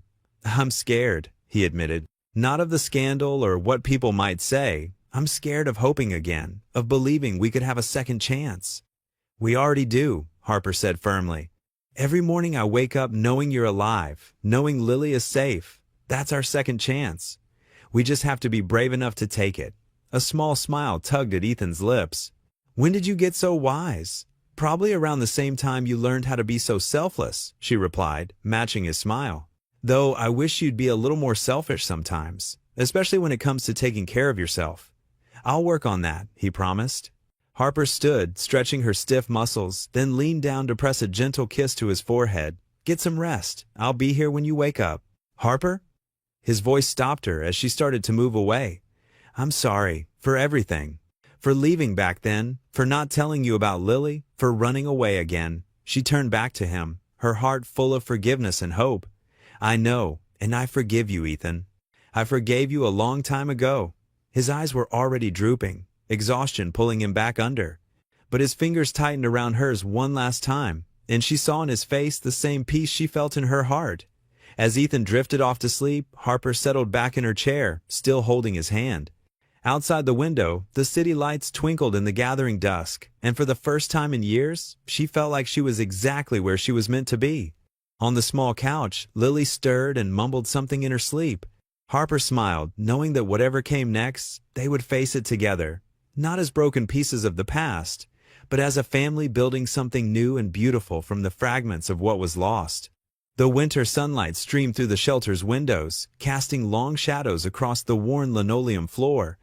Ethan walked slowly beside Harper, his steps still careful but steady.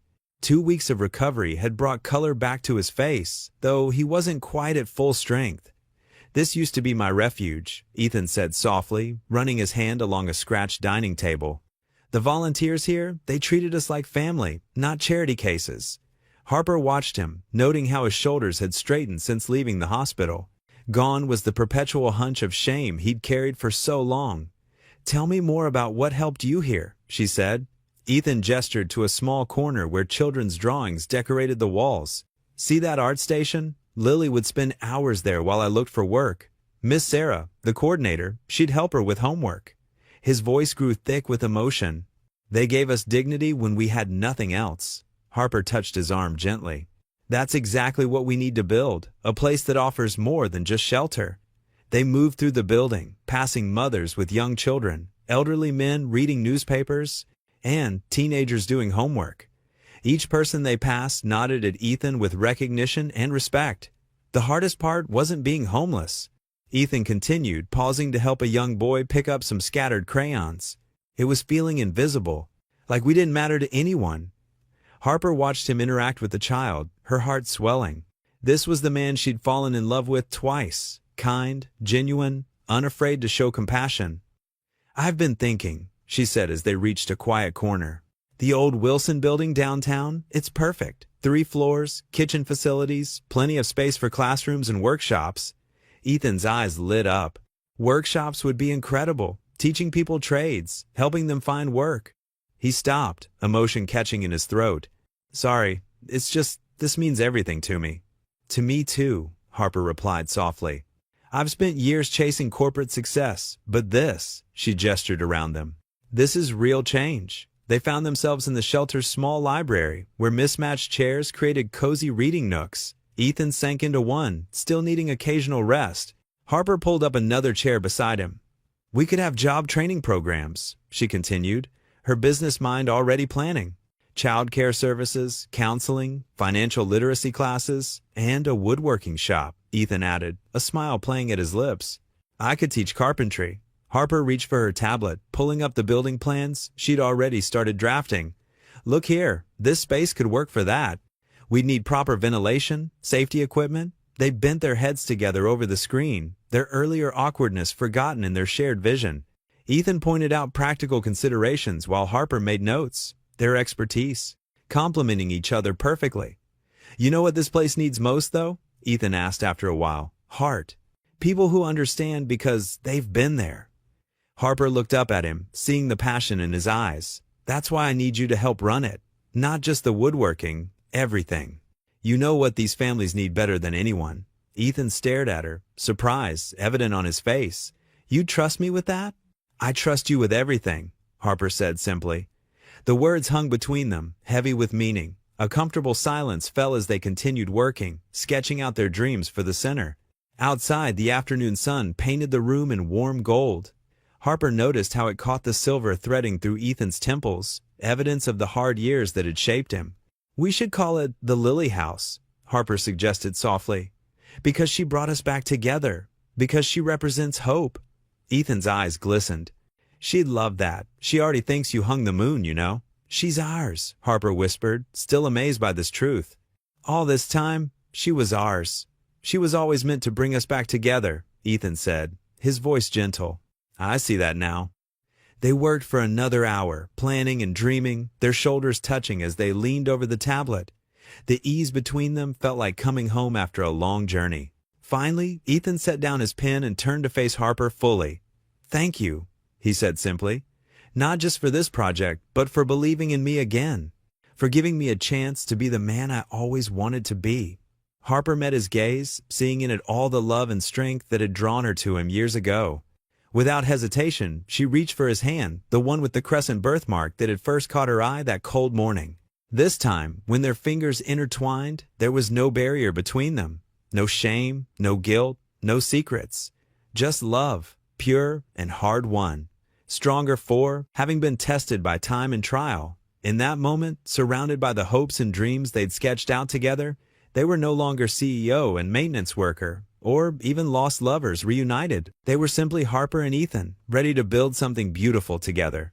The morning sun cast long shadows through the empty windows of what would soon become the Lily House. Ethan stood in the center of the vast space, his work boots leaving footprints in the construction dust, as he gestured at the architectural plans spread across a makeshift table.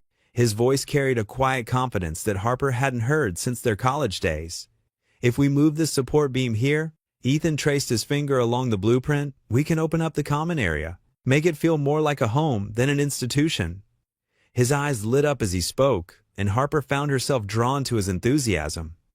The architect, a middle-aged woman named Grace, nodded approvingly. That could work. The structural integrity wouldn't be compromised, and it would create a more welcoming atmosphere. Harper watched from a few feet away, her heart swelling with pride. This was a different Ethan from the man she'd found sleeping on cardboard just months ago. His expertise in carpentry hadn't faded during his years on the streets. If anything, his experiences had given him unique insight into what families like his truly needed. And here, Ethan continued, pointing to another section of the plans. We should add more windows. Natural light makes such a difference when you're trying to keep your spirits up. The architect made notes on her tablet while Harper stepped closer, placing a gentle hand on Ethan's shoulder. He looked up at her touch, his eyes soft with gratitude. What do you think? He asked, seeking her approval, even though they both knew she trusted his judgment completely. I think it's perfect, Harper replied, studying the plans. You're thinking of everything they'll need. The construction site bustled around them as workers carried materials and took measurements.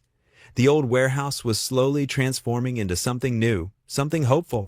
Harper remembered the day she'd first proposed the idea to her board of directors, converting one of Sterling Innovations' unused properties into a shelter for single parents, rebuilding their lives. Ethan walked over to one of the half-finished walls, running his hand along the fresh drywall. We'll need to make sure the children's area is visible from the main space, he said thoughtfully. Parents need to be able to keep an eye on their kids while they're working on job applications or taking classes.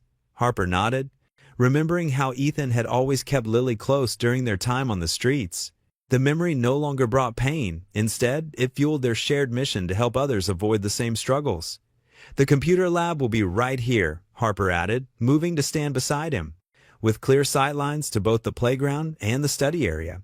Grace made a few more adjustments to the plans. "You two make quite a team," she observed with a knowing smile. It's rare to see clients so invested in the details. Ethan and Harper exchanged a glance, years of shared history passing between them in that single moment. "We've been on both sides," Ethan said simply. The morning passed quickly as they finalized details and discussed timelines. Ethan's practical experience complemented Harper's business acumen perfectly. Where she saw budgets and logistics, he saw the human element, the small touches that would make the Lily House feel like a true sanctuary. As the sun climbed higher in the sky, Grace packed up her materials and headed out, leaving Ethan and Harper alone in what would become the main entrance. Sunlight streamed through the tall windows, creating patterns on the dusty floor. "I still can't believe this is happening," Ethan said softly, looking around the space with wonder in his eyes. "Sometimes I think I'll wake up back on that cardboard mat, and all of this will have been a dream." Harper reached for his hand, her fingers finding the familiar crescent-shaped birthmark. "It's real," she assured him. "We're real." They walked together toward the exit, their footsteps echoing in the empty space. Construction would begin in earnest next week, transforming their vision into reality. Harper could already imagine the lives that would be changed within these walls. Ethan stopped just outside the building, turning to face Harper as he stuffed his hands into his pockets. The gesture was so familiar, something he'd always done when feeling vulnerable, that it made her heart ache with tenderness. "I never thought I'd be here again with you," he said, his voice thick with emotion. Harper smiled warmly, feeling a deep sense of peace settle over her, the kind of peace that comes from knowing you're exactly where you're meant to be. There were no more secrets between them, no more shame or regret, just love, understanding, and a shared purpose that felt bigger than both of them. Looking at Ethan now, she saw not just the man she'd lost and found again, but someone new, someone who had been shaped by hardship into something stronger and more beautiful. Like a piece of furniture he might have restored, the broken places had been carefully mended, making the whole more precious for having been rebuilt. The construction site hummed with activity behind them, a promise of new beginnings taking shape in steel and concrete. But the real transformation had already happened in their hearts, healing what had once seemed irreparably broken. The December morning sparkled with fresh snow as crowds gathered outside the newly renovated building. The Lily House stood proudly against the Chicago skyline, its red brick facade restored to its former glory. Christmas wreaths decorated the entrance, and a large red ribbon stretched across the double doors. Harper adjusted Lily's coat, making sure the 8-year-old was warm enough in the winter chill. "Are you ready for your big moment, sweetheart?" Lily bounced on her toes, her eyes fixed on the giant ceremonial scissors that lay waiting on a nearby table. "I can't wait. Do you think I can cut the ribbon all by myself?" "We'll help you," Ethan said, ruffling her hair. He wore a crisp navy suit, a far cry from the tattered clothes he'd worn just months ago. His eyes were bright with pride as he surveyed the building that would become a sanctuary for families like his had once been. The crowd of supporters, volunteers, and media grew larger. Local politicians mingled with community leaders, all gathered to witness the opening of Chicago's newest homeless shelter and family resource center. Harper recognized many faces from her corporate world, but today they weren't here for business deals. They were here to support something much more meaningful. Mayor Richardson approached their little family, extending her hand. "Miss Sterling, Mr. Cole, this is truly remarkable. The city cannot thank you enough for this initiative." "It's been a community effort," Harper replied, her voice warm. She glanced at Ethan, who nodded in agreement. Sometimes the best solutions come from those who understand the problem firsthand. The ceremony began as the winter sun climbed higher. Harper took her place at the podium, her breath visible in the cold air. The crowd fell silent. "Welcome, everyone. Today marks not just the opening of a building, but the beginning of a new chapter for our city." She paused, her eyes finding Ethan's in the crowd. "The Lily House represents something I learned through personal experience, that sometimes our greatest challenges can lead to our most meaningful purposes." From his spot near the ribbon, Ethan felt his chest tighten with emotion. He remembered those cold nights on the streets, holding Lily close, never imagining that their struggle would lead to this moment. "This center," Harper continued, "will provide emergency shelter for families in crisis, job training programs, child care services, and most importantly, hope, because everyone deserves a chance to rebuild their lives with dignity." Lily squeezed her father's hand, looking up at him with understanding beyond her years. She knew their story was woven into every brick of this building. After the speeches concluded, it was time for the ribbon cutting. Harper beckoned Ethan and Lily forward. Together they approached the large red ribbon stretching across the entrance. "Ready?" Harper asked, helping Lily position the oversized scissors. "Ready?" Lily declared, grinning as both Harper and Ethan placed their hands over hers on the scissors handles. The crowd counted down. 3, 2, 1. With a satisfying snip, the ribbon fell away. Applause erupted from the gathered crowd, and cameras flashed to capture the moment. Lily beamed with pride, and Ethan wrapped an arm around both her and Harper, pulling them close. The doors opened, and the first tour groups began to file inside. The interior had been transformed from its previous corporate sterility into a warm, welcoming space. The common area Ethan had redesigned featured comfortable seating areas, a play space for children, and natural light streaming through large windows. As families and community members explored the facility, Harper led small groups through the various sections: the dormitory-style rooms for emergency shelter, the classroom spaces for adult education, the fully equipped kitchen where cooking classes would be held, and the child care center where parents could leave their children while attending job interviews or training programs. Ethan followed along, occasionally adding details about the construction and design choices. His expertise as a carpenter had shaped every aspect of the renovation, ensuring the space was both beautiful and functional. Near the end, time of the tour, they reached the workshop area, a space where residents could learn trades like carpentry, plumbing, and electrical work. Ethan's eyes lit up as he explained the program he would be leading. "This is where we'll help people rebuild their skills along with their lives," he said, running his hand along a newly installed workbench. "Sometimes all someone needs is a chance to learn, to create, to feel productive again." As the afternoon wore on and the crowds began to thin, the first actual families seeking shelter arrived. Harper watched as intake counselors welcomed them with warmth and respect, guiding them through the registration process. Standing in the newly furnished common room, Ethan turned to Harper. His eyes were soft with emotion as he took in the scene. Children already playing in the designated area, parents speaking with social workers, volunteers organizing donations. "This is everything I've dreamed of," he said quietly, his voice thick with feeling, "and more."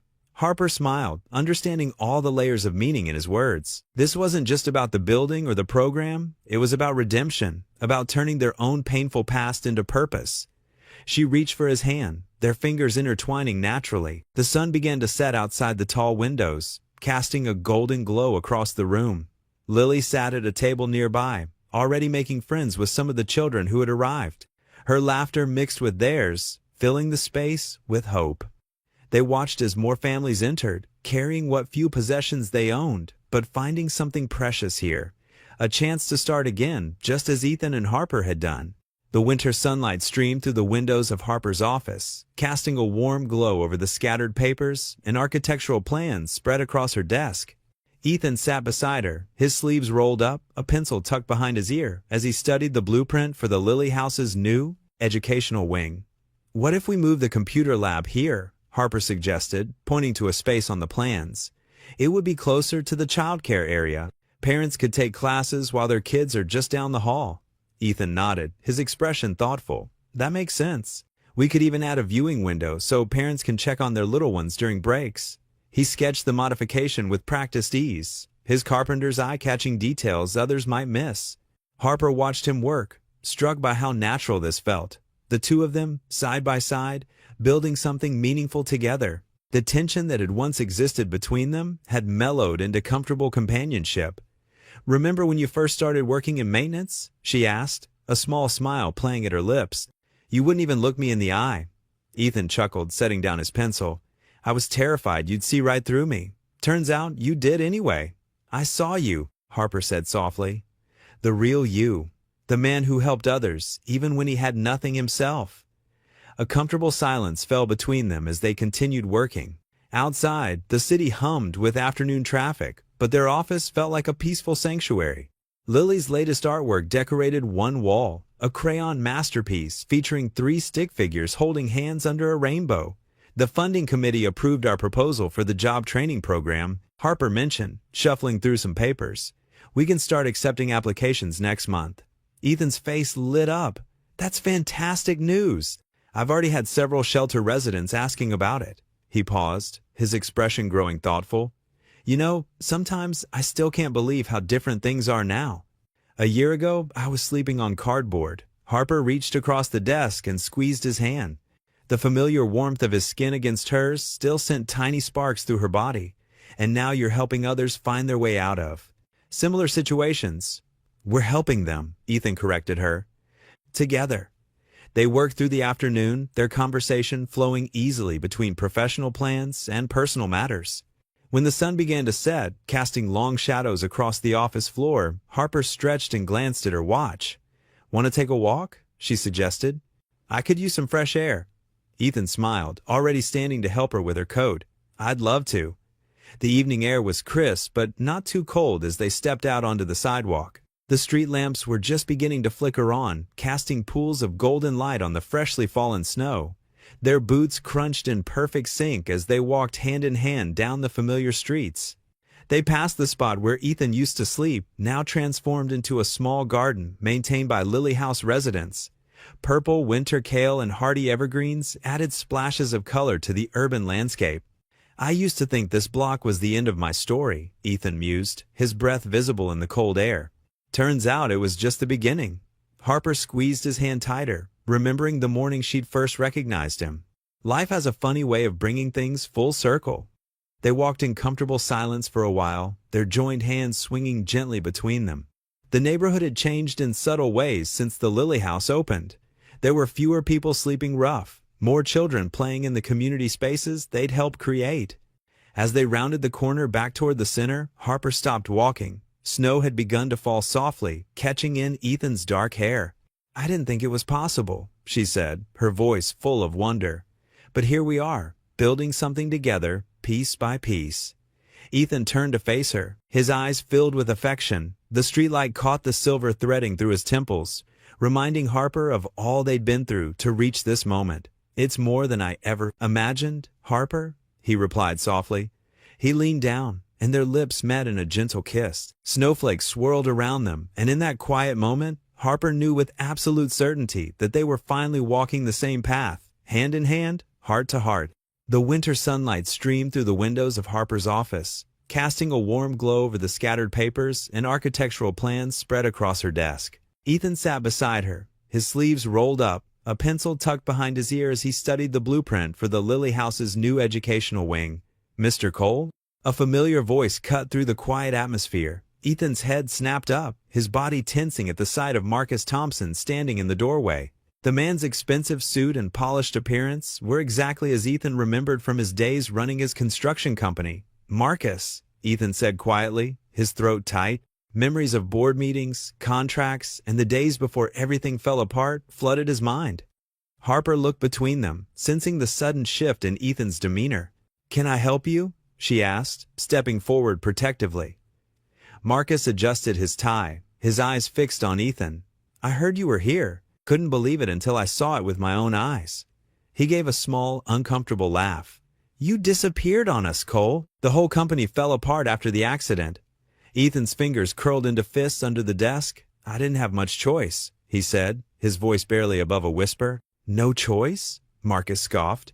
We could have helped you. The insurance, the lawyers, we had everything in place. Instead, you vanished, and 50 people lost their jobs when the company went under. The weight of those words pressed against Ethan's chest like a physical force. He could feel Harper's concerned gaze, but he couldn't meet her eyes. These were the parts of his past he'd tried so hard to forget. You don't understand, Ethan managed. After the accident, I couldn't. Couldn't what? Face us? Face reality? Marcus stepped further into the office. You were our leader, Ethan. We trusted you. Harper moved closer to Ethan, her presence steady and protective. I think that's enough, she said firmly. Marcus ignored her, his eyes still locked on Ethan. Do you know what happened to Jenny from accounting? Single mother of 3? She couldn't find work for months after we closed. Each word felt like a knife twisting in Ethan's gut. The faces of his former employees flashed through his mind. People who had depended on him, trusted him. I'm sorry, Ethan said, his voice cracking. I was broken. The doctor said I wouldn't make it. When I did, I couldn't face anyone.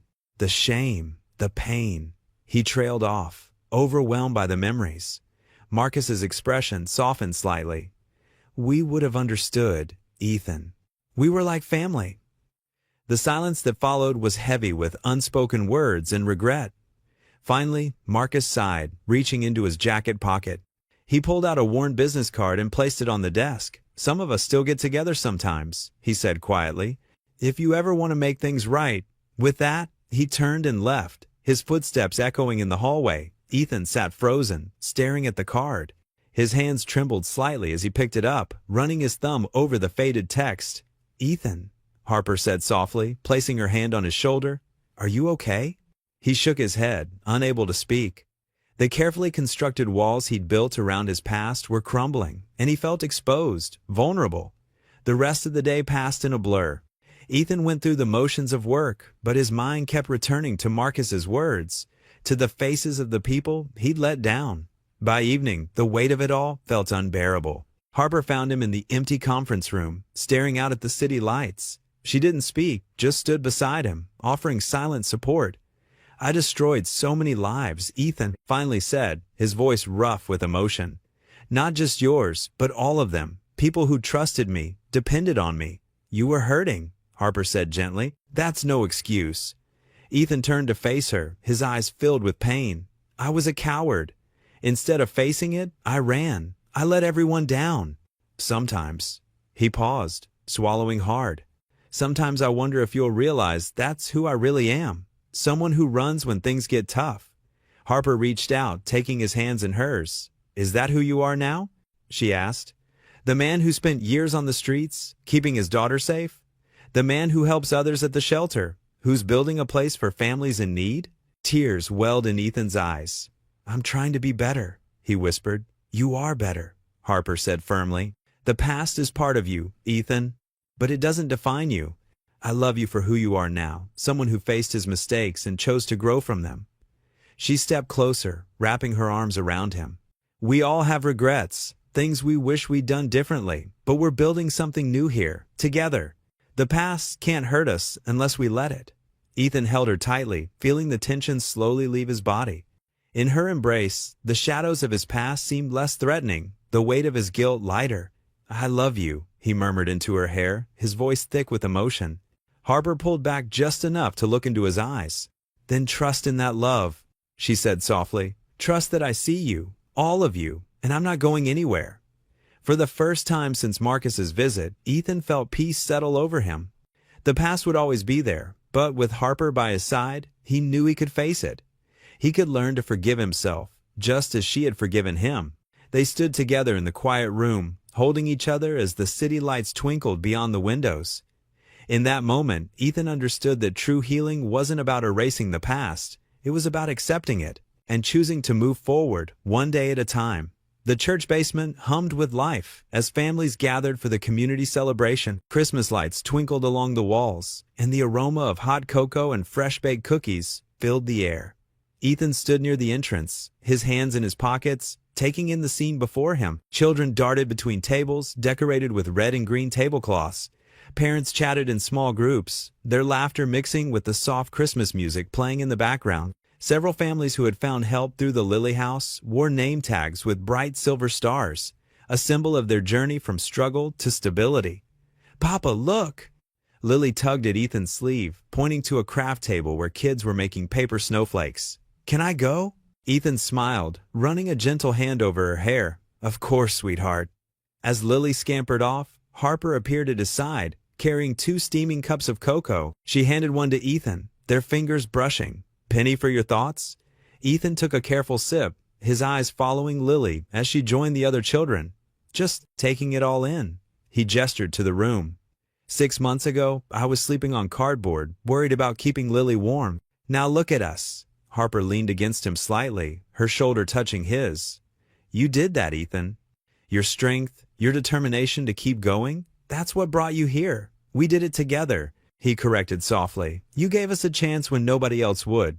Across the room, Mrs. Martinez, one of the Lily House's first residents, waved at them. She stood proud in her new nurse's scrubs, having recently completed her certification program. Her two young boys played near Lily, their faces bright with joy. "Remember when she first came to us?" Harper asked. "She was so scared, thinking she'd never get back on her feet." Ethan nodded, warmth spreading through his chest. "And now she's helping others at the free clinic." He paused, watching as more families filtered in. "Sometimes I still can't believe this is real." Pastor Mike approached them, his kind face creased with a smile. "Ethan, Harper, the turnout is wonderful tonight." He clasped Ethan's hand warmly. "You know, when you first started coming to our church, I could see the weight you carried. But look at you now, you're standing tall." Ethan felt his cheeks warm. "Thank you, Pastor. Your support meant everything during those hard times." "God works in mysterious ways," Pastor Mike said, his eyes twinkling. "Sometimes our greatest trials lead us to our greatest purpose." He excused himself to greet other arrivals, leaving Ethan and Harper in comfortable silence. They moved through the room, stopping to chat with various families. Each conversation held a story of transformation. A single father who'd found work through the Lily House's job training program. A mother who'd gone back to school while her children attended the center's daycare. Teenagers who'd found mentors and direction. At one point, Ethan caught sight of himself in a wall mirror. Gone was the haunted look he'd worn for so long. His shoulders were straight, his eyes clear. The shame that had once seemed permanently etched into his features had softened into something else. Peace, perhaps. Or acceptance. Harper noticed him looking. "What do you see?" "Someone different," he answered honestly. "Someone who's finally stopped running from his past." She squeezed his hand. "I see the man you've always been, just stronger now, because you've faced your fears." Near the craft table, Lily held up a perfectly cut snowflake, beaming with pride. Other children gathered around her, asking her to show them how she'd done it. She demonstrated patiently, her gentle teaching manner so like Harper's that it made Ethan's heart ache with joy. "She's flourishing," Harper murmured, watching their daughter. "Remember how shy she used to be? She gets her confidence from you," Ethan said softly. A small commotion drew their attention to the entrance, where volunteers were bringing in more chairs. The room had filled beyond expectations, with nearly twice as many families as they'd planned for. Instead of feeling overwhelmed, Ethan felt a surge of gratitude. Each person here represented a life touched by second chances, the very thing he'd been given. "We're going to need a bigger space soon," Harper observed, but her tone was pleased. "Maybe that's our next project," Ethan suggested. The words came easily now, future plans no longer feeling like impossible dreams. They found a quiet corner near the Christmas tree where they could observe the entire gathering. Lily's laughter carried across the room as she played tag with her new friends, her dark hair flying behind her like a banner of joy. Ethan turned to Harper, emotion making his voice rough. This is everything I never thought I'd have. A family, a purpose. You." Harper's eyes shimmered with tears as she looked up at him. Her hand found his, fingers intertwining naturally, like they'd never been apart. "And you, Ethan, you're home." The word settled over him like a blessing, filling all the broken places that had taken so long to heal. Around them, the celebration continued, a testament to hope, to redemption, to the power of love to rebuild what was lost. But in that moment, Ethan simply held Harper's hand, knowing at last that he belonged exactly where he was. The mahogany-paneled boardroom felt colder than usual as Harper Sterling sat at the head of the long table, her fingers interlaced tightly in front of her. The morning sun streamed through floor-to-ceiling windows, casting long shadows across the polished surface. Around her, board members in expensive suits shuffled papers and exchanged meaningful glances. Marcus Chen, the head of acquisitions, stood at the front of the room, his laser pointer dancing across the projection screen. "The numbers don't lie, Harper. This partnership with Global Tech could triple our annual revenue within 2 years." Harper watched as the figures flashed before her eyes. Impressive projections, ambitious growth targets, and the promise of expansion that would make any CEO's heart race. But something felt off. "And what about the Lily House project?" she asked, her voice steady despite the knot forming in her stomach. Marcus cleared his throat. "Well, that's where we need to make some adjustments. Global Tech's terms require full control of all our real estate holdings, including the building currently allocated for the shelter." The door opened quietly, and Ethan slipped in, taking his place at the back of the room. As the newly appointed director of community outreach, he had every right to be there, but some board members still viewed him with barely concealed disdain. "We're talking about displacing families," Harper said, her eyes meeting Ethan's across the room. "People who need our help." Richard Blackwood, the senior board member, leaned forward. "With all due respect, Harper, we're running a business, not a charity. The profits from this deal could fund 10 shelters elsewhere in more suitable locations." Ethan stepped forward, his voice quiet but firm. "More suitable locations?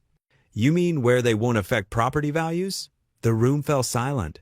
Harper felt her heart swell with pride as Ethan continued, his presence commanding attention despite his simple attire among the sea of designer suits. "I've been on both sides of this equation," he said, moving to stand beside Harper. "I've seen what happens when profit becomes more important than people. The Lily House isn't just a shelter, it's a symbol of hope for families who've lost everything." Marcus interrupted, his tone dismissive. "Mr. Cole, while your personal experience is touching, this is a business decision. The board needs to consider its soul," Ethan cut in, placing his hands on the table and leaning forward. "Every family at Lily House has a story. There's Sarah, who fled an abusive husband with her 3 kids. Michael, who lost his job and home after his wife died of cancer. These aren't just numbers on a spreadsheet, they're human beings." Harper stood slowly, drawing all eyes to her. The weight of the decision pressed down on her shoulders, but Ethan's presence gave her strength. She remembered the cold nights she'd spent searching for him, the way he'd rebuilt his life from nothing, and the integrity he'd maintained through it all. "I've made my decision," she announced, her voice clear and confident. "We're rejecting Global Tech's offer." The room erupted in protests. Richard Blackwood's face turned red as he sputtered, "This is business suicide. The shareholders invested in my vision for this company." Harper cut him off. "A vision that includes both profit and purpose. We can find other partnerships, but we won't compromise our values." Ethan's hand found hers under the table, giving it a gentle squeeze. The simple gesture spoke volumes of trust, of support, of shared conviction. "This meeting is adjourned," Harper declared, rising from her chair. The board members gathered their papers, muttering among themselves as they filed out of the room. She and Ethan walked out together, their fingers still intertwined. In the empty hallway, they paused, looking at each other with a mixture of determination and relief. "That was quite a speech," Harper said softly, studying his face. Ethan's eyes crinkled at the corners. "I learned from the best. You taught me that sometimes standing up for what's right means standing alone. We're not alone." She replied, squeezing his hand. "We have each other, and sometimes that's enough." They walked toward the elevator, their footsteps echoing in the quiet corridor. The decision would have consequences, they both knew that. The stock price would probably take a hit, and some investors might pull out. But as they stood side by side, watching the elevator numbers climb, neither of them had any regrets. Just before the elevator doors opened, Harper turned to Ethan. "Remember when you used to think you weren't worthy of being here?" He nodded, a small smile playing at his lips. "I've never been more certain that you belong exactly where you are," she said, her voice full of pride and love. The elevator dinged, and they stepped inside together, still holding hands, ready to face whatever challenges lay ahead. They had chosen their path, not the easiest one, but the right one. And in that moment, that was all that mattered. The living room glowed with the soft light of Christmas tree lights, casting a warm radiance across the hardwood floors of their modest but comfortable home. Harper adjusted a handmade ornament, one of Lily's creations from school, while Ethan carefully balanced on a stepladder, hanging the last strand of lights along the crown molding. "A little to the left, Dad," Lily called out, her eyes sparkling as she directed her father's decorating efforts. She sat cross-legged on the floor, surrounded by boxes of decorations they'd collected over the past few months. Harper stepped back to admire their work. The tree wasn't the tallest or the most expensive, but it was perfect, each ornament telling a story of their journey together. There were the paper angels Lily had made at the shelter, now hanging proudly front and center. Simple wooden ornaments that Ethan had carved during his recovery filled the middle branches. And, near the top, a delicate crystal star that Harper had kept all these years, waiting for the right moment to bring it out again. "I think that's the last of them," Ethan said, carefully descending the ladder. His eyes met Harper's, and they shared a quiet smile. The past year had transformed them all, but especially him. The shame that once haunted his features had been replaced by a quiet confidence and peace. Lily jumped up from her spot on the floor, her dark curls bouncing. "Can we make hot chocolate now, with the little marshmallows?" "Of course, sweetie," Harper said, wrapping an arm around her daughter's shoulders. The word daughter still felt new and wonderful on her tongue. "Why don't you help me in the kitchen?" As they moved to the kitchen, the aroma of fresh-baked cookies filled the air. Earlier that day, they'd spent hours baking together, flour dusting their clothes as they laughed and shared stories. It was these simple moments that meant the most now. Ethan followed them, leaning against the doorframe as he watched his two favorite people work together. Harper measured out the cocoa while Lily carefully counted marshmallows into each mug. The kitchen was modest compared to Harper's old penthouse, but it was warm and lived in, filled with love and the memories they were building together. "Remember last Christmas?" Lily asked, her voice soft and thoughtful. "When we were at the shelter?" Harper's hand stilled on the pot of warming milk. Ethan stepped forward, placing a gentle hand on Lily's shoulder. "I do, sweetheart," he said, "but look at us now. We're home," Lily said simply, and the truth of those words filled the room with an almost tangible warmth. Harper stirred the hot chocolate, adding a dash of cinnamon, her mother's secret recipe. "And we always will be," she added, her voice thick with emotion. They carried their mugs back to the living room, settling onto the plush couch that faced the Christmas tree. Outside, snow had begun to fall, dusting the windowsills with white powder. The streetlights caught each falling flake, making them sparkle like tiny stars. Lily curled up between her parents, sipping her hot chocolate carefully. "Can we open one present tonight?" she asked, her eyes drawn to the carefully wrapped packages under the tree. Harper and Ethan exchanged glances over her head. "Well," Harper began, "there might be one special gift we could open early." Ethan reached behind the couch and pulled out a small wrapped package. "This one's for all of us," he explained, placing it in Lily's eager hands. Together, they unwrapped it to reveal a photo album. The cover was hand-carved wood, Ethan's work, with their names etched into the surface, the Cole family. As they flipped through the pages, they found photos from the past year. The ribbon-cutting ceremony at Lily House, Lily's school play, quiet moments at home, and even a few old photos Harper had kept from their college days. The last few pages were empty, waiting to be filled. "It's our story," Lily whispered, running her fingers over the pages. "And we're just getting started," Harper added, pulling both Ethan and Lily closer. They spent the next hour sharing stories about each photo, laughing at memories, and wiping away the occasional happy tear. The hot chocolate grew cold, forgotten in their mugs, as they lost themselves in conversation. As the evening grew later, the snow continued to fall outside, creating a peaceful backdrop to their celebration. The Christmas lights twinkled, casting colorful shadows that danced across their faces. Lily began to yawn, though she fought to keep her eyes open. "I think it's time for someone to get ready for bed." Ethan said gently, "Santa won't come if you're still awake." Lily protested half-heartedly, but her drooping eyelids betrayed her exhaustion. Before heading upstairs, she hugged them both tightly. "This is the best Christmas ever," she declared. After Lily had gone up to bed, Harper and Ethan remained on the couch, their hands intertwined. The room felt peaceful, filled with the kind of contentment that comes from knowing you're exactly where you're meant to be. "Should we put out the cookies for Santa?" Harper asked with a smile. Ethan pulled her closer, pressing a kiss to her temple.